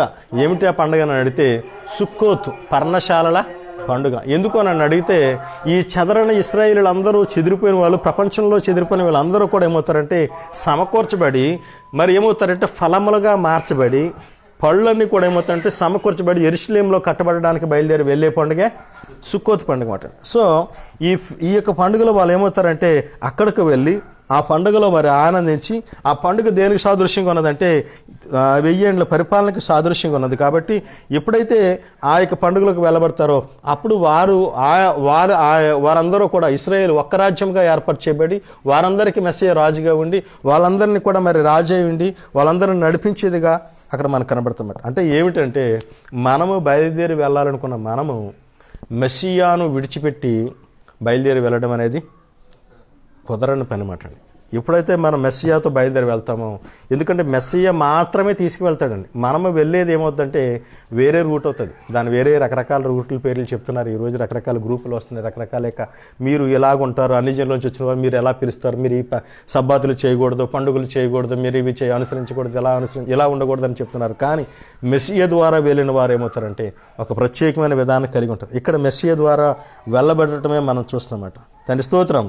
అక్కడ మాట్లాడుతున్నాడు 11వ వచనం, 48వ వచనం 11వ వచనంలో మాట్లాడుతున్నాడు, యాకోబు మాట్లాడుతున్నాడు, యోసేపు ఇశ్రాయేలు అంటున్నాడు అన్నమాట అండి, నేను నిన్ను నీ ముఖమును నేను చూసేదనని అనుకోనలేదు. తండ్రికి స్తోత్రం. అయిపోయింది సమయం, అప్పుడే అయిపోయింది. 48వ అధ్యాయంలోనే మనం ఉన్నాం, కానీ సమయం 1 గంట అయిపోయిందండి. నేను నీ ముఖమును చూసేదనని నేను అనుకోనలేదు, నీ సంతానమును నాకు ఎలోహిం కనపరిచి ఉన్నాడు. తండ్రి స్తోత్రం. హల్లెలూయా, హల్లెలూయా, హల్లెలూయా, హల్లెలూయా. ఇశ్రాయేలు ఏమనుకుంటున్నారు అని అంటే, ఏమనుకున్నారు అని అడిగితే, యెషువాతో మాకు సంబంధం లేదు, అతనితో మాకు పని లేదు, అతను మేము చూడాలని మేము అనుకోవట్లేదు, అతను మేము కలవాలని అనుకోవట్లేదు, అతనితో మాట్లాడాలని అనుకోవట్లేదు, అతని మనుషులను మేము చూడకూడదు అని అనుకుంటున్నారు అన్నమాట. ఇది రియల్గా జరుగుతుంది అనమాట. సో కానీ ఏమి జరగబోతున్నది అని అడిగితే ఇదే మాట జరగబోతున్నమాట. ఏమంటారంటే, నీ ముఖము చూచెదనని నేను అనుకొనలేదు, నీ సంతానమును ఎలోహిము నాకు కనబరచని అన్నాడు. తండ్రి స్తోత్రం. హల్లెలూయా, హల్లెలూయా. అయితే నిజానికి ఏమిటి అని అడిగితే, ఇశ్రాయేలులో చాలామంది యూదులు యెషువా చనిపోయాడని అనుకుంటున్నారు అన్నమాట. అతను బ్రతికి లేడని అనుకుంటున్నారని. అతను చనిపోయాడు అనుకున్నాను. అతని యొక్క పిల్లలు కూడా లేరు, అతని తరం లేదని. దానికోసం అది నమ్మడం కోసం అనేక రకాల సినిమాలు, అనేక రకమైన కట్టుకథలు, అనేక రకమైన యొక్క భయంకరమైన యొక్క విధానాలను, పుస్తకాలను, రకరకాల రూమర్స్ను పుట్టిస్తున్నారన్నమాట. మొన్న నేను ఒక పుస్తకం చూశానమాట. ఆ పుస్తకం పేరు ఏం పేరు అంటే అదేదో పేరు పుస్తకం ఉందండి. విచిత్రం ఏంటంటే ఈ మైత్రేయ దేవుడు అని చెప్పి ఒక పుస్తకాన్ని తయారు చేశాను. ఆ మైత్రేయ దేవుడు ఎవరో కాదు, యేసు ప్రభు, యెషువా అని చెప్పాను. అతనికి యేసు అంటారని, యెషువా అని పిలుస్తారని, అతను ఎలా పుట్టాడు దానికి ఒక మళ్ళీ పుస్తకాన్ని తయారు చేసి అతనికి మాకు సంబంధం లేదని చెప్పుకుంటూ వస్తున్నారు అనమాట. సో ఇవన్నీ ఏం చేస్తారు, ఏమిటి వారి ఉద్దేశం ఏంటంటే చూడకూడదని అనుకుంటున్నారు అనమాట. కానీ ఇశ్రాయేలు అంటున్నాడు, నీ ముఖమును నేను చూచేదనని అనుకోనలేదు. సో ఈ చివరిలో కూడా ఏం జరగబోతుందంటే ఎవరైతే ఆ మాటలు అంటున్నారో, కానీ జరగబోయేది ఏమిటంటే మెస్సియా వారు తిరిగి వచ్చినప్పుడు మరలా ఆయన చూసి, ఆయన జనులను చూసి మరి వారి దగ్గరగా తీసుకువెళ్ళడం జరుగుతుందన్నమాట. 12వ వచనంలో మాట్లాడుతున్నమాట అండి. యేసేపు అతని మోకాల మధ్య నుండి తాను తీసుకుని అతనికి సాష్టాంగ నమస్కారము చేశాను. తండ్రి స్తోత్రం. వీళ్ళ వయసు ఎంత ఉంటుందండి?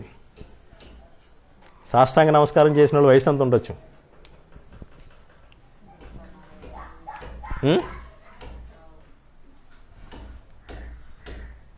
3, 4, 5, 10, 20, 30 సాష్టాంగ నమస్కారం చేసిన ఇద్దరు పిల్లల వయసు.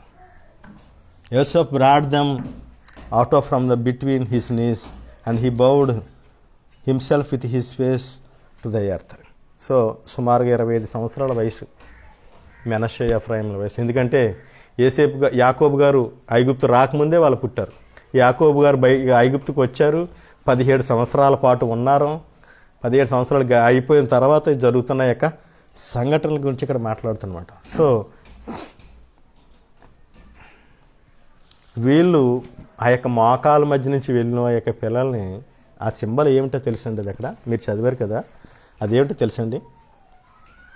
యేసేపు అతని మోకాళ్ళ మధ్య నుండి వారిని తీసుకుని వచ్చి అతనికి సాష్టాంగ నమస్కారము చేసింది. ఏమిటో తెలుసండి? అది ఎందుకు చేశాడో తెలుసండి? అలాగా మోకాళ్ళ మధ్యలోంచి 2 కాళ్ళ మధ్యలోంచి అలా తీసుకెళ్ళాలి. ఏం చేశాడంటే ఇశ్రాయేలీలలో ఎవరైనా పిల్లల్ని అడాప్షన్, దత్తత తీసుకునేటప్పుడు అఫీషియల్ అడాప్షన్ సిస్టమ్ అదే అంటే ఇప్పుడు ఏమయ్యారు అని అడిగితే మెనష్షే ఎఫ్రాయిములు ఏమయ్యారంటే వాళ్ళు యాకోబు యొక్క పిల్లలుగా మార్చబడ్డారు. అందుకని ఆ తర్వాత ఏం జరిగాయంటే మరి ఆయన కూడా, యోసేపు గారు కూడా సాష్టాంగ నమస్కారం చేసి పరమ తండ్రిని అతను స్తుతించినట్టుగా మనం చూస్తామట.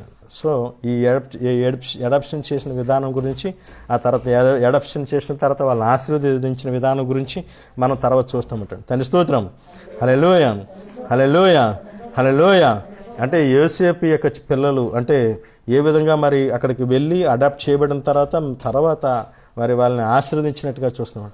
అంటే అదే విధముగా మరి ఇశ్రాయేలుతో కూడా ఏమవుతామంటే అన్యజనులైన బయలుదేరి వాళ్ళు, అన్యజనులు తర్వాత అన్యజనులతో బయలుదేరిన ఇశ్రాయేలీలు వీళ్ళందరూ కూడా యెషువా ద్వారా ఏమవుతారంటే అక్కడికి చేర్చబడిన తర్వాత పరమ తండ్రి ద్వారా వాళ్ళు ఏమవుతారంటే ఆశీర్వదించబడతారన్నమాట. అక్కడ చూసిన 12వ వచనంలో చెప్తున్నమాట అండి. 12వ వచనం చదవండి. 48వ అధ్యాయం 12వ వచనం. యేసేపు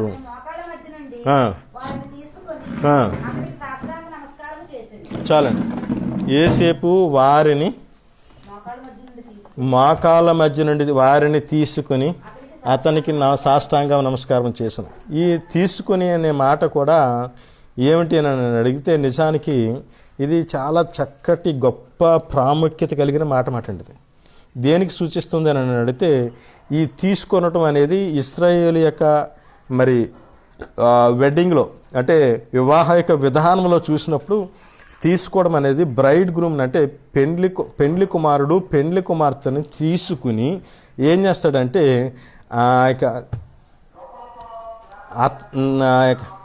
అతన్ని తన తండ్రి ఇంటికి తీసుకుని వస్తారన్నమాట అండి. ఈ యొక్క మ్యారేజ్ క్యాంప్ కంప్లీట్ అయిన తర్వాత ఇది దేనికి సాదృశ్యంగా ఉన్నదంటే మెస్సయ్య వారు ఈ యొక్క బిడ్డలను వాళ్ళ కుమారులుగా తీసుకొచ్చిన ఈ బిడ్డలను ఏం చేస్తాడంటే చివరిలో ఏం చేస్తాడంటే తన యొక్క వధువుగా ఏం చేసుకుంటాడంటే మార్చుకుంటాడనమాట. ఈ మార్చుకున్న వాళ్ళు ఏమవుతారంటే మెస్సీ యొక్క వధువుగా వాళ్ళు చెప్పబడతారన్నమాట. అదే ఇక్కడ తీసుకునే పదాన్ని గురించి కూడా రబ్బీ ఇంటర్ప్రిటేషన్ చేస్తున్నారు. 14 వచనంలో చూసినప్పుడు మనకు తెలుసు మెస్సియా మరి అక్కడ కుడివైపుకి ఎడమవైపుకి మార్చినట్టుగా మనం చూస్తామట. ఆ విషయాన్ని గురించి కూడా చూసినప్పుడు సింపుల్గా ఒక మాటతో నేను ముగిస్తాను, దీని గురించి ఎక్కువ మాట్లాడితే సమయం అయిపోయింది కాబట్టి. ఇక్కడ చూసినప్పుడు అతను ఏం చేశాడంటే యాకోబు గారి దగ్గరికి తన పిల్లల్ని తీసుకొచ్చాడు. యాకోబు గారి దగ్గరికి యోసేపు గారు తన పిల్లల్ని తీసుకొచ్చినప్పుడు ఏం చేశాడంటే ఆయన మాత్రం కరెక్ట్గానే తీసుకొచ్చాడు. ఎలా తీసుకొచ్చాడు? పెద్దవాడినేమో కుడివైపుకి, చిన్నవాడినేమో ఎడమవైపుకి తీసుకొచ్చాడు. యాకోబు గారు ఏం చేశారంటే అలాగ ఆశీర్వదించకూడదు అనుకుని ఏం చేశారు? చిన్నవాడి మీదేమో కుడి చెయ్యని, ఇలాగ ఉన్నది ఇక్కడ ఎలా ఉంటే ఇది నా కుడి చెయ్యి, ఇక్కడేమో మనష్షే ఉన్నాడు, ఇది నా ఎడం చెయ్యి, ఇక్కడ ఎఫ్రాయిం ఉన్నాడు. కానీ ఆశీర్వదించాలని కోరుకున్నప్పుడు యాకోబు ఏం చేశాడో తెలుసండి? ఈ చేతిని ఎలా మార్చాడమటండి. ఎలా మార్చినప్పుడు ఏమొచ్చిందంటే ఈ కుడి చెయ్యేమో చిన్నవాడి దగ్గరికి వెళ్ళింది, ఎడం చెయ్యేమో పెద్దవాడి దగ్గర వెళ్ళింది అనమాట, మారిందన్నమాట. మారినప్పుడు ఏం జరిగిందంటే ఈ చేతుల్లో ఏమొచ్చిందంటే ఎక్స్ అనే సింబల్ వచ్చిందన్నమాట. ఈ ఎక్స్ అనే సింబల్ దేనికి సాదృశ్యం అని అడిగితే హిబ్రూ ఆల్ఫాబెట్స్లో లాస్ట్ అక్షరం పేరు తవ్వు అంటామండి. ఈ తవ్వు రాసినప్పుడు ఎలా రాస్తారంటే ఎక్స్ ఆకారంలోనే రాస్తారన్నమాట. సో ఏమిటంటే వీళ్ళని చివరిలో మరి మెసేజ్ ఆ యొక్క ఇజ్రాయేలుతో ఐక్యం చేసి తండ్రి దగ్గరికి సమకూర్చేవాడు ఎవరంటే తవ్వు అంటే దేనికి సాదృశ్యం అంటే మ్రాను మీద చనిపోయి, శిలువ మ్రాను మీద చనిపోయి రక్తం కార్చిన దానికి సాదృశ్యం ఏంటంటే ఇది చివరి కాలంలో అంటే ఏమవుతుందంటే మెస్సయ్య వారి ద్వారా ఇదంతా జరగబోతుంది అనేది దానికి సాదృశ్యంగా మనకు కనబడుతుంటుంది. తండ్రి స్తోత్రం. హల్లెలూయ, హల్లెలూయ, హల్లెలూయ. మనం ఇక్కడ తర్వాత 48 వచ్చే 15వ వచనంలో మనం చూసినప్పుడు అక్కడ మనకు ఒక మాట కనబడుతుంది.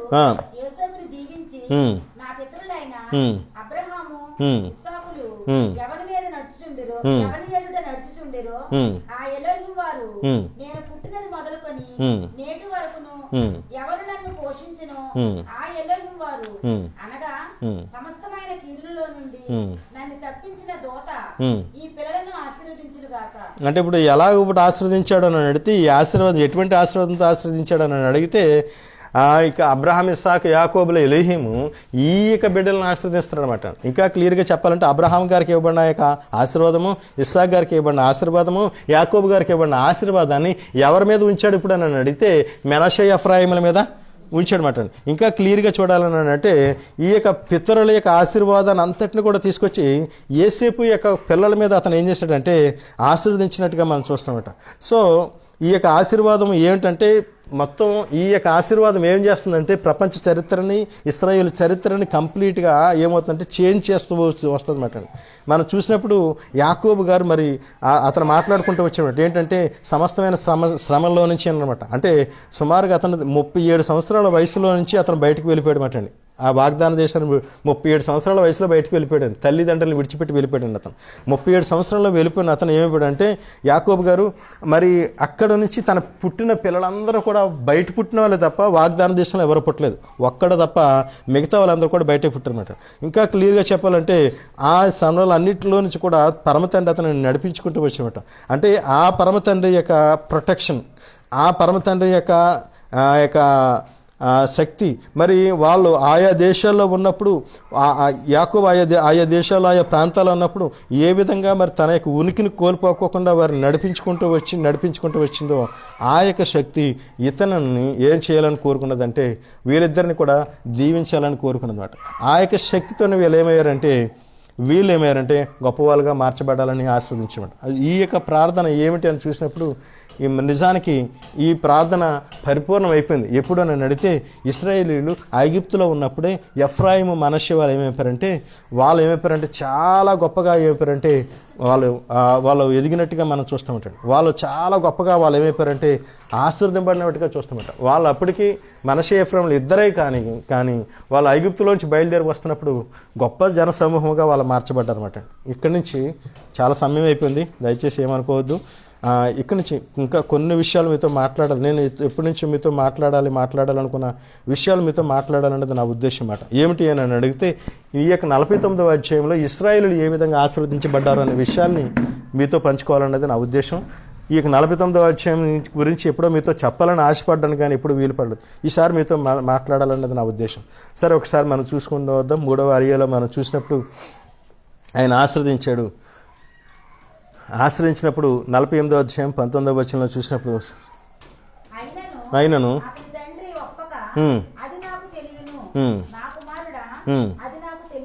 చాలండి. ఇక్కడ క్లియర్ చేసినప్పుడు ఎలాగ వద్దని చెప్పాడు, కానీ ఆయన ఏం చేశాడంటే మనష్షేను ఆశీర్వదించాడు, ఎఫ్రాయిమును అంతకన్నా ఎక్కువగా ఎంతగా ఆశీర్వదించాడు అనే దాని గురించి మనకు అర్థం కావాలంటే, మనష్షే గొప్ప జనముగా మార్చబడాలని ఆయన కోరుకున్నాడు అన్నమాట. కానీ మనష్షే గొప్ప జనముగా ఆశీర్వదించబడింది అన్నమాట.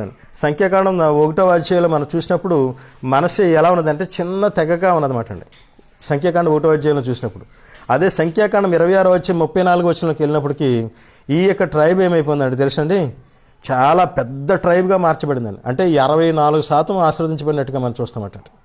సో అదేవిధంగా చూసినప్పుడు మనష్షే యొక్క ట్రైబు ఏ విధంగా ఆశీర్వదించబడింది, అదేవిధంగా చూసినప్పుడు మనష్షే నుంచి మరి గొప్ప గొప్ప న్యాయాధిపతులు వచ్చినట్టుగా మనం చూస్తామటండి.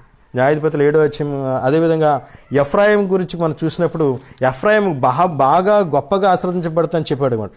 ఎంతగా ఆశీర్వదించబడుతుంది అని అడిగితే, మరి ఈ యొక్క మోషే గారి తర్వాత మోషే గారి ఆ యొక్క మందను నడిపించడానికి వచ్చిన యొక్క మరి యెహోషువ గారు ఎక్కడి నుంచి వచ్చాడనంటే ఎఫ్రాయిం గోత్రం నుంచే వచ్చినట్టుగా మనం చూస్తామట.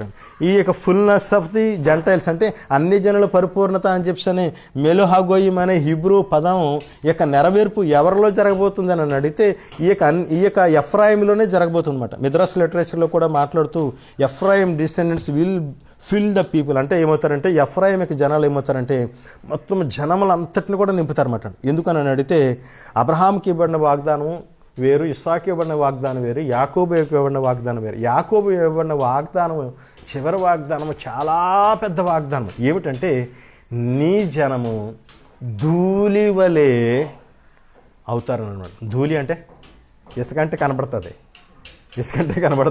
ఆకాశ నక్షత్రం అంటే లెక్కెట్టుకోవచ్చు, పర్వాలేదు. ధూళి కెనాట్ మెజర్ దెమ్. ధూళి వలె మార్చబడుతుంది. ఇందాక మీతో చెప్పబడింది జనముల సమూహము. జనము అంటే యోధా, జనముల సమూహం అంటే యూ కెనాట్ కౌంట్ దెమ్. నువ్వు వారిని లెక్క పెట్టలేవు. వాళ్ళు ఎలా ఉంటారో అని అడిగితే నువ్వు ఎజ్యూమ్ చేయడానికి కూడా నీ వల్ల కాదన్నమాట. వీళ్ళు ఎలాగ వస్తారు అని అడిగితే ఈ యొక్క ఎఫ్రాయిం ఏమవుతుందంటే అన్యజనుల్లో వెళ్ళిపోయి మిక్స్ అయిపోయి అన్యజనుల్లో నుంచి వీళ్ళందరినీ తీసుకుని వస్తుందన్నమాట. సో ఇది చాలా పెద్ద టాపిక్ మాట ఒరిజినల్గా చూసినప్పుడు. మరి నిజానికి చూసినప్పుడు ఆ గివోన్లో చూసినప్పుడు యెహోషువ చేసిన గొప్ప కార్యాలు చూస్తే గొప్పవాడు నీకంటే గొప్పవాడు అవుతాడు అన్నమాట. అంటే యెహోషువ ఎంత గొప్పవాడు అన్న దాని గురించి మనం చెప్పలేమండి. యెహోషువ రాసిన గ్రంథం 10వ అధ్యాయం 12వ వచనం చూసినప్పుడు ఆయన మరి అక్కడ చూసినప్పుడు అక్కడ జరిగిన కార్యం చూసినప్పుడు సూర్యుడిని ఆపినట్టుగా మనం చూస్తాం. మరి అదేవిధంగా గివోన్ యొక్క వ్యాలీలో మరి ఆ చంద్రుడు నిలిచిపోయినట్టుగా మనం చూస్తామట. అటువంటి యొక్క గొప్ప గొప్ప కార్యాలు మరి వాళ్ళు చేసినట్టుగా మనం చూస్తామట. ఈ యొక్క మరి అది ఇంకా క్లియర్గా చూసినప్పుడు ఇతని ఇక ఎఫ్రాయిం తన జనంలో నుంచే ఏమవుతారంటే అనేకమైన జనాలు బయలుదేరి వస్తారన్నమాట అండి. తండ్రి స్తోత్రం. హల్లెలూయా, హల్లెలూయా, హల్లెలూయా, హల్లెలూయా, హల్లెలూయా, హల్లెలూయా. ఈ యొక్క పరమ తండ్రి యొక్క ప్రణాళికను జరిగించడానికి మరి తండ్రి ఏం చేశాడంటే మనష్షే ఎఫ్రాయింలని మరి ఏం చేశాడంటే ఆయన ఎంచుకున్నాడు అన్నమాట. అయితే యోధా బెంజమిన్ అనే వాళ్ళు మరి ఏమైపోయారంటే లేవి ఈ ముగ్గురు కలిసి ఇశ్రాయేలు యెరూషలేములో ఉండిపోతే మరి ఎఫ్రాయింలు ఏం చేసినట్టు బయటికి పంపించేయడం గల కారణం ఏంటంటే యాకోబుకి ఇచ్చిన ఆ వాగ్దానం ధూళి లాంటి జనాన్ని సమకూర్చడం కోసం మరి బయటికి రావడం జరిగిందన్నమాట. మొదటి రాజులు 12వ అధ్యాయంలో చూసినప్పుడు రాజ్యాలు రెండుగా విడిపినట్టుగా మనం చూస్తామట. ఎఫ్రాయిం సామ్రాజ్యం అంటే ఎఫ్రాయిం సామ్రాజ్యంలో 10 గోత్రాలు ఉండిపోతాయి ఏమిటండి, మిగతా గోత్రాలు 3 గోత్రాలు కలిపి మరి వేరుగా అయిపోతాయి. ఈ ఎఫ్రాయిం గోత్రానికి మరి ఈ యొక్క యెరోబాము నాయకుడిగా ఉండి నడిపించినట్టుగా మనం చూస్తామటండి. మరి అతను అనేక రకమైన మరి ఈ యొక్క పాపాలకు కారణమవుతాడు. అక్కడి నుంచి కూడా హౌస్ ఆఫ్ ఇశ్రాయేల్ ఏమవుతుందంటే వేరు చేయబడినట్టుగా మనం చూస్తాం. ఓషియా రాసిన గ్రంథం 7వ అధ్యాయం 8వ వచనంలో చెప్తాడు Ephraim he mixes himself among the nations అన్నమాట. అంటే ఏమవుతుందంటే ఎఫ్రాయిం ఏమవుతుందంటే తనకు తానుగానే దేశాల్లో ఏమవుతుంటే అతను ఏమవుతాడంటే మరి మిక్స్ అయిపోయి ఉంటాడు అనమాట. I will scatter you among the nations అన్నాడు లేవికాండం 26:33. నువ్వు తప్పు చేసినప్పుడు ఏం చేస్తానంటే నేను దేశాల్లో నేను చెదరవేస్తాను అని చెప్పాడు అనమాట. అంటే ఎవరిని చెదరేస్తాడో? ఎఫ్రాయింని బయటికి చెదరవేస్తారన్నమాట. ఎలా చేస్తారంటే చెదరవేయడం అంటే విసిరేస్తారన్నమాట అండి. వాళ్ళందరూ చెదిరిపోతారన్నమాట అండి. ఇలా చెదిరిపోయినప్పుడు వాళ్ళందరూ ఏమైపోతారంటే రకరకాలుగా అయిపోతారు. హోషేయ రాసిన గ్రంథం 4:1-5 వచనాల్లో చూసినప్పుడు Hashem said to him call his name Israel. Israel అక్కడ ఇజ్రాయెల్ అని రాయబడింది. I will avenge the blood of Israel on the house of Jehu. అంటే యెహూ చేసిన కార్యాలు బట్టి ఇజ్రాయేల్ ఏం చేస్తానంటే నేను నా కష్ట తీర్చుకుంటాను అని మాట్లాడుకుంటూ వచ్చినమాట.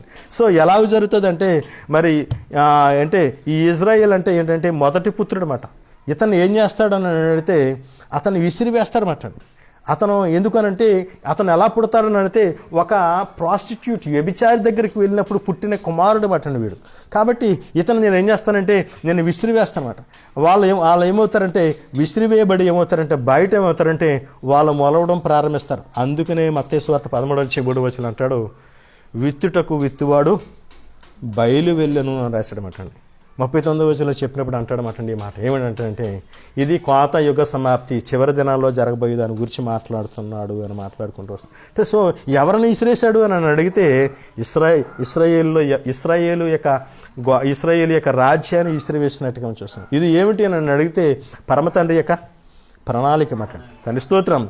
మరి తర్వాత చివరిలో వారిని ఏం చేస్తారంటే మరలా వాళ్ళందరినీ ఐక్యపరుస్తారన్నమాట. వాళ్ళందరూ ఐక్యపరచబడతారు. ఎలాగో ఐక్యపరచబడతారంటే మెస్సియా యెషువా ద్వారా వీళ్ళందరూ మళ్ళీ ఐక్యపరచబడతారు. హోషేయ రాసిన గ్రంథం 2:14-23 చూసినప్పుడు ఇవన్నీ కూడా ఆ సంఘటనలన్నీ కూడా ఏ విధంగా అయితే మరి వాళ్ళు విసిరివేయబడ్డారో, ఏ విధంగా చెరకు వెళ్ళబడ్డారో, ఏ విధంగా మరలా తిరిగి రాపించబడతారో, ఏ విధంగా మెస్సియా ద్వారా మరి వాళ్ళందరూ కూడా ఏమవుతారంటే సమకూర్చబడతారో అన్న దాని గురించి అక్కడ రాయబడింది మాట. ఆమోస్ రాసిన గ్రంథం 5:1-2 చూసినప్పుడు ఇశ్రాయేలు మళ్ళీ ఏ విధంగా దేశంగా మళ్ళీ మార్చబడి మళ్ళీ వారి కోసం ఏ విధంగా ప్రలాపించడం జరుగుతుంది దాని గురించి రాసుకుంటూ వచ్చినమాట.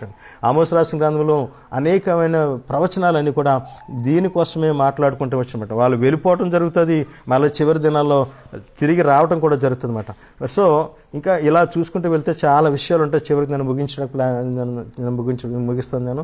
అయితే ముగించే ముందు ఇశ్రాయేలీయులు ఏ విధంగా మరి తండ్రి వాళ్ళని ఆస్వాదించాడు అనే దాని గురించి కొన్ని విషయాలు చెప్పి నేను ముగిస్తాను.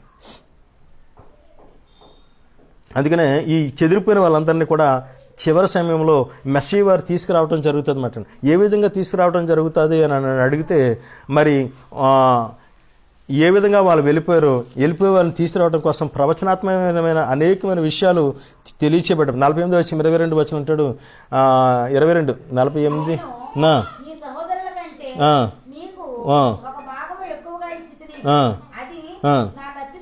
నా కత్తితోనూ నా వింటితోనూ అమోరీల చేతిలో నుండి తీసుకుంటానని యోసేపుతో చెప్పాను అనమాట. సో అమోరీల దగ్గర తీసుకున్న పోర్షన్ ఏమిటని అడిగితే ఆ పోర్షన్ పేరు ఏమిటంటే షెకెము అండి.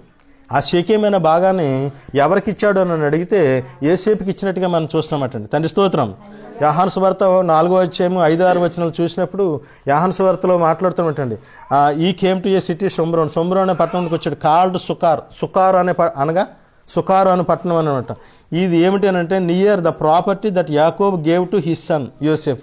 అంటే ఈ పట్టణం ఎక్కడిది అని అడిగితే ఇక్కడ చెప్తాడనమాట. ఎక్కడిదంటే ఈ పట్టణము యాకోబు తన కుమారుడైన యోసేపుకు ఇవ్వబడిన పట్టణం అని అనమాట. అంటే ఈ పట్టణము ఇది ఎవరిది అని అడిగితే యోసేపుది మాట. ఇక్కడ నేను లింక్ కలిపేసి నేను ముగించేస్తాను, అన్ని విషయాలు మాట్లాడలేము కాబట్టి. అంటే యోసేపుది యెహోషువ 24:32 చూసినప్పుడు అక్కడ ఏం చెప్పబడిందంటే వాళ్ళు బయలుదేరి వస్తున్నప్పుడు ఏం జరిగిందంటే యోసేపు మరి యొక్క ఎముకలను మరి తీసుకువెళ్ళమని చెప్పినట్టుగా వాళ్ళు మనం చదువుకున్నట్టుగా మరి ఆ యొక్క ఎముకలను తీసుకొచ్చి షెకెములో 100 వరహాలకు ఆమోరు కుమారుల యొద్దైన కొనిన చేని భాగంలో పాతిపెట్టారు. అంటే ఇప్పుడు ఎవరిది పొలం అని అడిగితే వాళ్ళ నాన్నగారు ఇచ్చిన పొలంలోనే అతను పాతిపెట్టడం జరిగిందన్నమాట. అంటే ఏమిటంటే ఇక్కడ ఎవరు ఉన్నారు అంటే ఎఫ్రాయిమీలు ఉన్నారు, ఇశ్రాయేలీయులు ఉన్నారు, 10 గోత్రాల వారు ఉన్నారు, వెళ్ళిపోయిన వారు ఉన్నారు, మరి విసిరివేయబడిన వాళ్ళు ఉన్నారు. వీళ్ళందరూ కూడా అక్కడ ఉన్నారన్నమాట. అందుకని మెస్సయ్య వారు అక్కడికి వచ్చినప్పుడు ఏం చేస్తారంటే యెషువా వారు వచ్చినప్పుడు ఏం చేస్తారంటే మొదటగా మరి అక్కడికి వెళ్ళినట్టుగా చూస్తాను. ఎందుకు చేతనంటే ఆయన అంటాడు యోహాను సువార్త 4:4 అంటాడండి, చెదిరిపోయిన వారిని నేను సమకూర్చడానికి నేను తిరిగి వచ్చానని మాట్లాడుకుంటాను. అందుకని ఆయన ఏంటంటే 4వ అధ్యాయంలోకి వచ్చిన అనుకోండి, he needed to pass through the సొమ్రోను గుండా బయలుదేరి వెళ్ళవలసి ఎందుకు వచ్చింది? ఇది ప్రవచనం మాట అండి.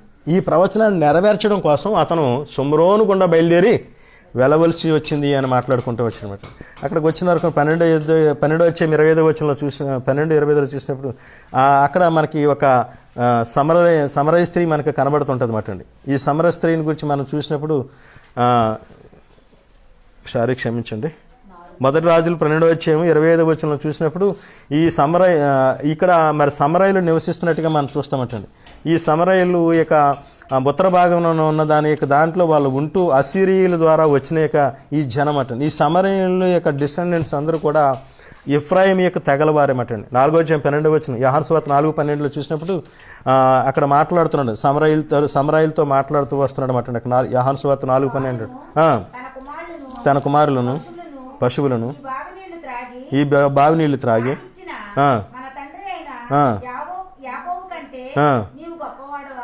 మా తండ్రి అయిన యాకోబు కంటే, ఈ సమరయ స్త్రీ మాట్లాడుతుంది ఏంటంటే యాకోబు మా తండ్రి అని యాకోబు అంటుంది. అంటే యాకోబు తండ్రి అయ్యేది వీళ్ళకే యాకోబు తండ్రే, కానీ వీళ్ళ ఎఫ్రాయిమీలు వాళ్ళేమో యూదులు మాట. సో అందుకనే మా తండ్రి గారు అని మాట్లాడగల కారణం ఏంటంటే అక్కడి నుంచి వస్తున్నమాట. అందుకనే ఏంటంటే మెస్సియా ఎందుకు వచ్చాడో అని అడిగితే, వారికి ఏమి ఇవ్వాలని వచ్చాడని అడిగితే మరి రక్షణ ఇవ్వడానికి వచ్చినమాట. అందుకనే అక్కడ వారితో మాట్లాడుకుంటూ వస్తున్నట్టు. ఎందుకు అని అడిగితే వీళ్ళందరినీ మళ్ళీ సమకూర్చి ఈ ఎఫ్రాయిమీల్ని మళ్ళీ ఏం చేయాలనుకున్నాడంటే ఐక్యం చేయాలని కోరుకున్నాడు అన్నమాట. తండ్రి స్తోత్రం. హల్లెలూయ, హల్లెలూయ, హల్లెలూయ, హల్లెలూయ, హల్లెలూయ, హల్లెలూయ. ఇదే యోహాను సువార్తలో 4:39-42 చూసినప్పుడు ఈ స్టేడ్ దేర్ 2 days అంటాడు. ఆయన అక్కడ 2 దినాలు అక్కడ ఉన్నాడు అంటాడు అనమాట. మెనీ మోర్ బిలీవ్డ్, అక్కడ వాళ్ళకి సువార్త ప్రకటించాడు, అక్కడ 2 దినాలు ఉన్నాడు అనమాట. ఈ 2 దినాలు ఎందుకోసం అని అడిగితే 2000 సంవత్సరాలు ఎఫ్రాయిమీయుల కోసం ఆయన ఉన్నాడు అనమాట. 2000 సంవత్సరాలు ఎఫ్రాయిమీయుల కోసం అంటే అన్ని జనుల్లో చెదరగొట్టబడిన ఇశ్రాయేలు కోసం అక్కడ ఉన్నట్టుగా మనం చూస్తాం. సో అక్కడ మరి వాళ్ళు ఉండి మరి వాళ్ళని తీసుకుని రావడం కోసం అక్కడ చేసిన విధానం మనకు అక్కడ కనబడుతుంది అన్నమాట. తండ్రి స్తోత్రం. హల్లెలూయ, హల్లెలూయ, హల్లెలూయ. 49:1 మాట్లాడుతున్నాడు. ఆగిపోవడం మంచిదేమో అనిపిస్తుంది, ఎందుచేత చాలా సమయం అయిపోయింది. దీని గురించి మరి మధ్యలో నేను ఎప్పుడైనా వీలుంటే మీకు రికార్డ్ చేసి పెడతాను. ఇశ్రాయేలులు ఏ విధంగా ఆశీర్వదింపబడ్డారు, వాళ్ళు ఏ విధంగా మరి దీవించబడి అనేక ప్రాంతాల్లో ఉన్నారు, 49వ అధ్యాయము ప్రవచనాత్మకంగా ఏ విధంగా నెరవేర్చబడిందని దాని గురించి మనం తర్వాత చూడొచ్చు. తర్వాత మీకు నేను తెలియజేస్తాను, ఎందుకంటే ఇది కూడా మళ్ళీ ఎక్కువ టైం తీసుకునే అవకాశం ఉన్నది. పరమ తండ్రి స్తోత్రం. హల్లెలూయ, హల్లెలూయ, హల్లెలూయ, హల్లెలూయ, హల్లెలూయ, హల్లెలూయ, హల్లెలూయ, హల్లెలూయ, హల్లెలూయ, హల్లెలూయ. 50వ అధ్యాయము 24-25 మనం చదువుకుందాం.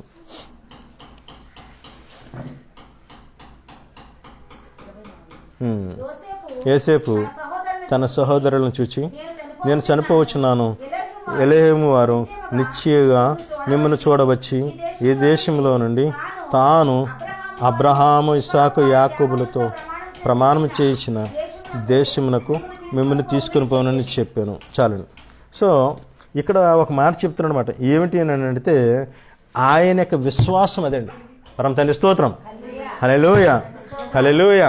అది అతనితో తండ్రి మాట్లాడిన మాట అయి ఉండొచ్చు, లేదంటే తన పితరులు తన తండ్రి గారు వాళ్ళందరూ చెప్పిన మాటలు అయి ఉండొచ్చు అన్నమాట. మరలా మనం ఏమవుతామంటే ఇక్కడికి వచ్చామంటే అది ప్రవచనము, ఇక్కడి నుంచి వెళ్ళిపోవడం కూడా ప్రవచనం. సో అది మన పట్ల జరగబోతుంది. కాబట్టి నన్ను మాత్రము ఇక్కడ మీరు ఉంచుకోవద్దు. ఎందుకంటే మరలా మీరు ఏమవుతారంటే ఇశ్రాయేలు ఐగుప్తులో ఉండిపోవడం చనిపోవడానికి సాదృశ్యం అయితే, మరలా ఏమవుతారంటే ఇశ్రాయేలు ఐగుప్తు దేశంలో నుంచి బయలుదేరి ఏమవుతారంటే కానానికి మరలా వారు ఏమవుతారు, చేర్చబడతారు. కాబట్టి ఈ చేర్చబడేది ఏమిటంటే పునరుద్ధానానికి సాదృశ్యంగా ఉన్నది. కాబట్టి అతను దాని యందు విశ్వాసం ఇచ్చాడన్నమాట అండి. సో ఇది అతని యొక్క ఫెయిత్, అతని యొక్క విశ్వాసం. ఆ విశ్వాసంతో మరి అక్కడ తన యొక్క కుమారులకి తెలియజేశాడు, ఇశ్రాయేలు కుమారులకు తెలియజేశాడు. ఆ విధముగానే మరి అతను ఏం చేశాడంటే హెబ్రీయుల రాసిన పత్రిక 11:22 అంటాడండి, విశ్వాసమును బట్టి ఏం చేశాడంటే యోసేపు ఏం చేశాడంటే అండి ఇశ్రాయేలు యొక్క పిల్లలకు ఏం చేశాడంటే తన యొక్క ఎముకల గూర్చి వారికి తోటి తెలియజేశాను అని రాయబడి అనమాట. తండ్రి స్తోత్రం. హల్లెలూయ, హల్లెలూయ, హల్లెలూయ. మరి ఏమిటి అనంటే ఆ విశ్వాసమే మన బలము, ఆ విశ్వాసమే మన యొక్క నిరీక్షణ. ఆ విశ్వాసము యందు మనం ఏమై ఉండాలంటే నిలబడి ఉండాలన్నమాట. ఎందుకంటే ఎలోహిం ఇచ్చిన యొక్క వాగ్దానం ప్రతి మనం నమ్మినప్పుడు ఏమవుతుందంటే ఆయన నమ్మదగిన వాడు మాట. సంఖ్యాకాండం 23:19 అంటాడు, God is not a man but that you should lie. ఆయన నరుడు కాడు అబద్ధమాడుటకు, neither son of a man, మనుష్య కుమారుడు కాదు. యూ షుడ్ రిపెంట్, మళ్ళా మనసు మార్చుకోవటానికి. As he said he not do it. అంటే ఏమై ఉన్నాడంటే మరి ఆయన నమ్మదగిన